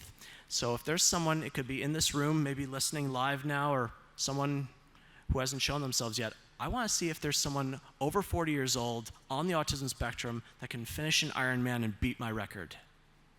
So that's my little challenge I want to put out there into the universe. And I'm happy to give you some pointers of what you're in for. But I believe each and every one of us can be more than even we think we are sometimes. Because there were times I wanted to quit that race, but I thought to myself, there's someone who's going to see this finish and is going to put it into their survival guide, and they'll think, Tom went a little bit further, I'm going to go a little bit further too. Next slide, please. Because that victory awaits you. Yes, times are tough, there are struggles, you may not always get it right the first time, but what are you learning? What are you doing to change the circumstances, make things different or better the next times around? Each and every one of us can do better when we commit ourselves to that perseverance and the change we want to see. And if you go to the next slide, I encourage you all to see how Come to Life, it's available on Amazon, can help you come to life physically. Go to where the action is, whether it's in person or online. Come to life mentally, be able to pick yourself up and keep moving forward, even if you fall multiple times. Come to life emotionally. Take charge of your happiness and well-being rather than leave it in someone else's hands. And come to life spiritually. Not so much in the religious sense, but giving yourself to a cause or an ideal bigger and greater than yourself. That will help make the world a better place. Raise your hand if you want this for your young people coming to life, physically, mentally, emotionally, spiritually. That's what I like to see, all those hands. So next slide, please. I relisted those objectives for those that were interested in seeing them. And next slide, revisiting my life definition. I saw in a breakout presentation yesterday, it said, we must not prepare the road for our children, we must prepare our children for the road. because I have a belief that the world is simply too big to change for one person or one small group. But look what we have here. One person, one small group can change the world. So I encourage you to go out there, give yourself to an ideal, put your young ones on the forefront, and let's create wonderful, beautiful lives for them. Next slide, please.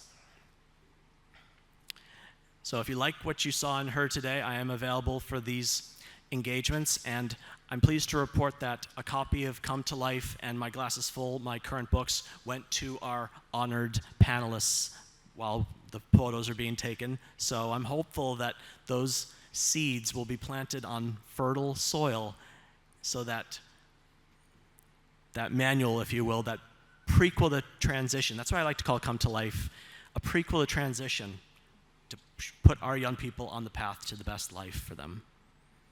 And my fiance and I are actually writing another book. Oh, go back one slide. My fiance and I are writing a book called They Said We Couldn't, So We Did. Making relationships work when the odds are against you. Because I do believe we have a story to tell. Our struggles, our successes are going to help see that people on the autism spectrum can and do get married and have relationships that last a lifetime. Raise your hand if you want that for your young person. All right. All right, and that brings me to the end of my presentation with the last slide here. Time and protocol permitting, I believe we have time for questions, if anybody has some. Thank you for your attention.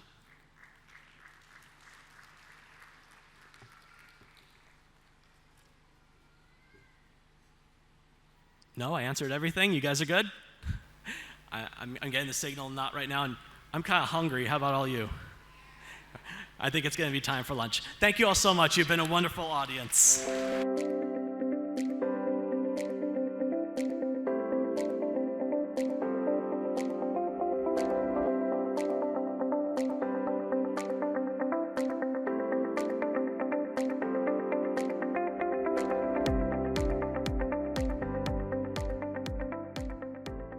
Thank you so much for watching the plenary session of ICAN Tanzania 2023 presented by Autism Connect. So to give you a brief about Autism Connect is an association of parents and professionals formed to disseminate scientifically validated information about therapies and treatments for autism. To know more about autism, you can log on to our website, which is www.autismconnect.com. After 2 successful ICAN conferences, the first one being at Dubai and the second one being at Tanzania, we are now coming up with the ICAN conference at Canada, Niagara Falls. To know more about our conferences, you can log on to our website, which is www.icanconferences.com. Thank you so much.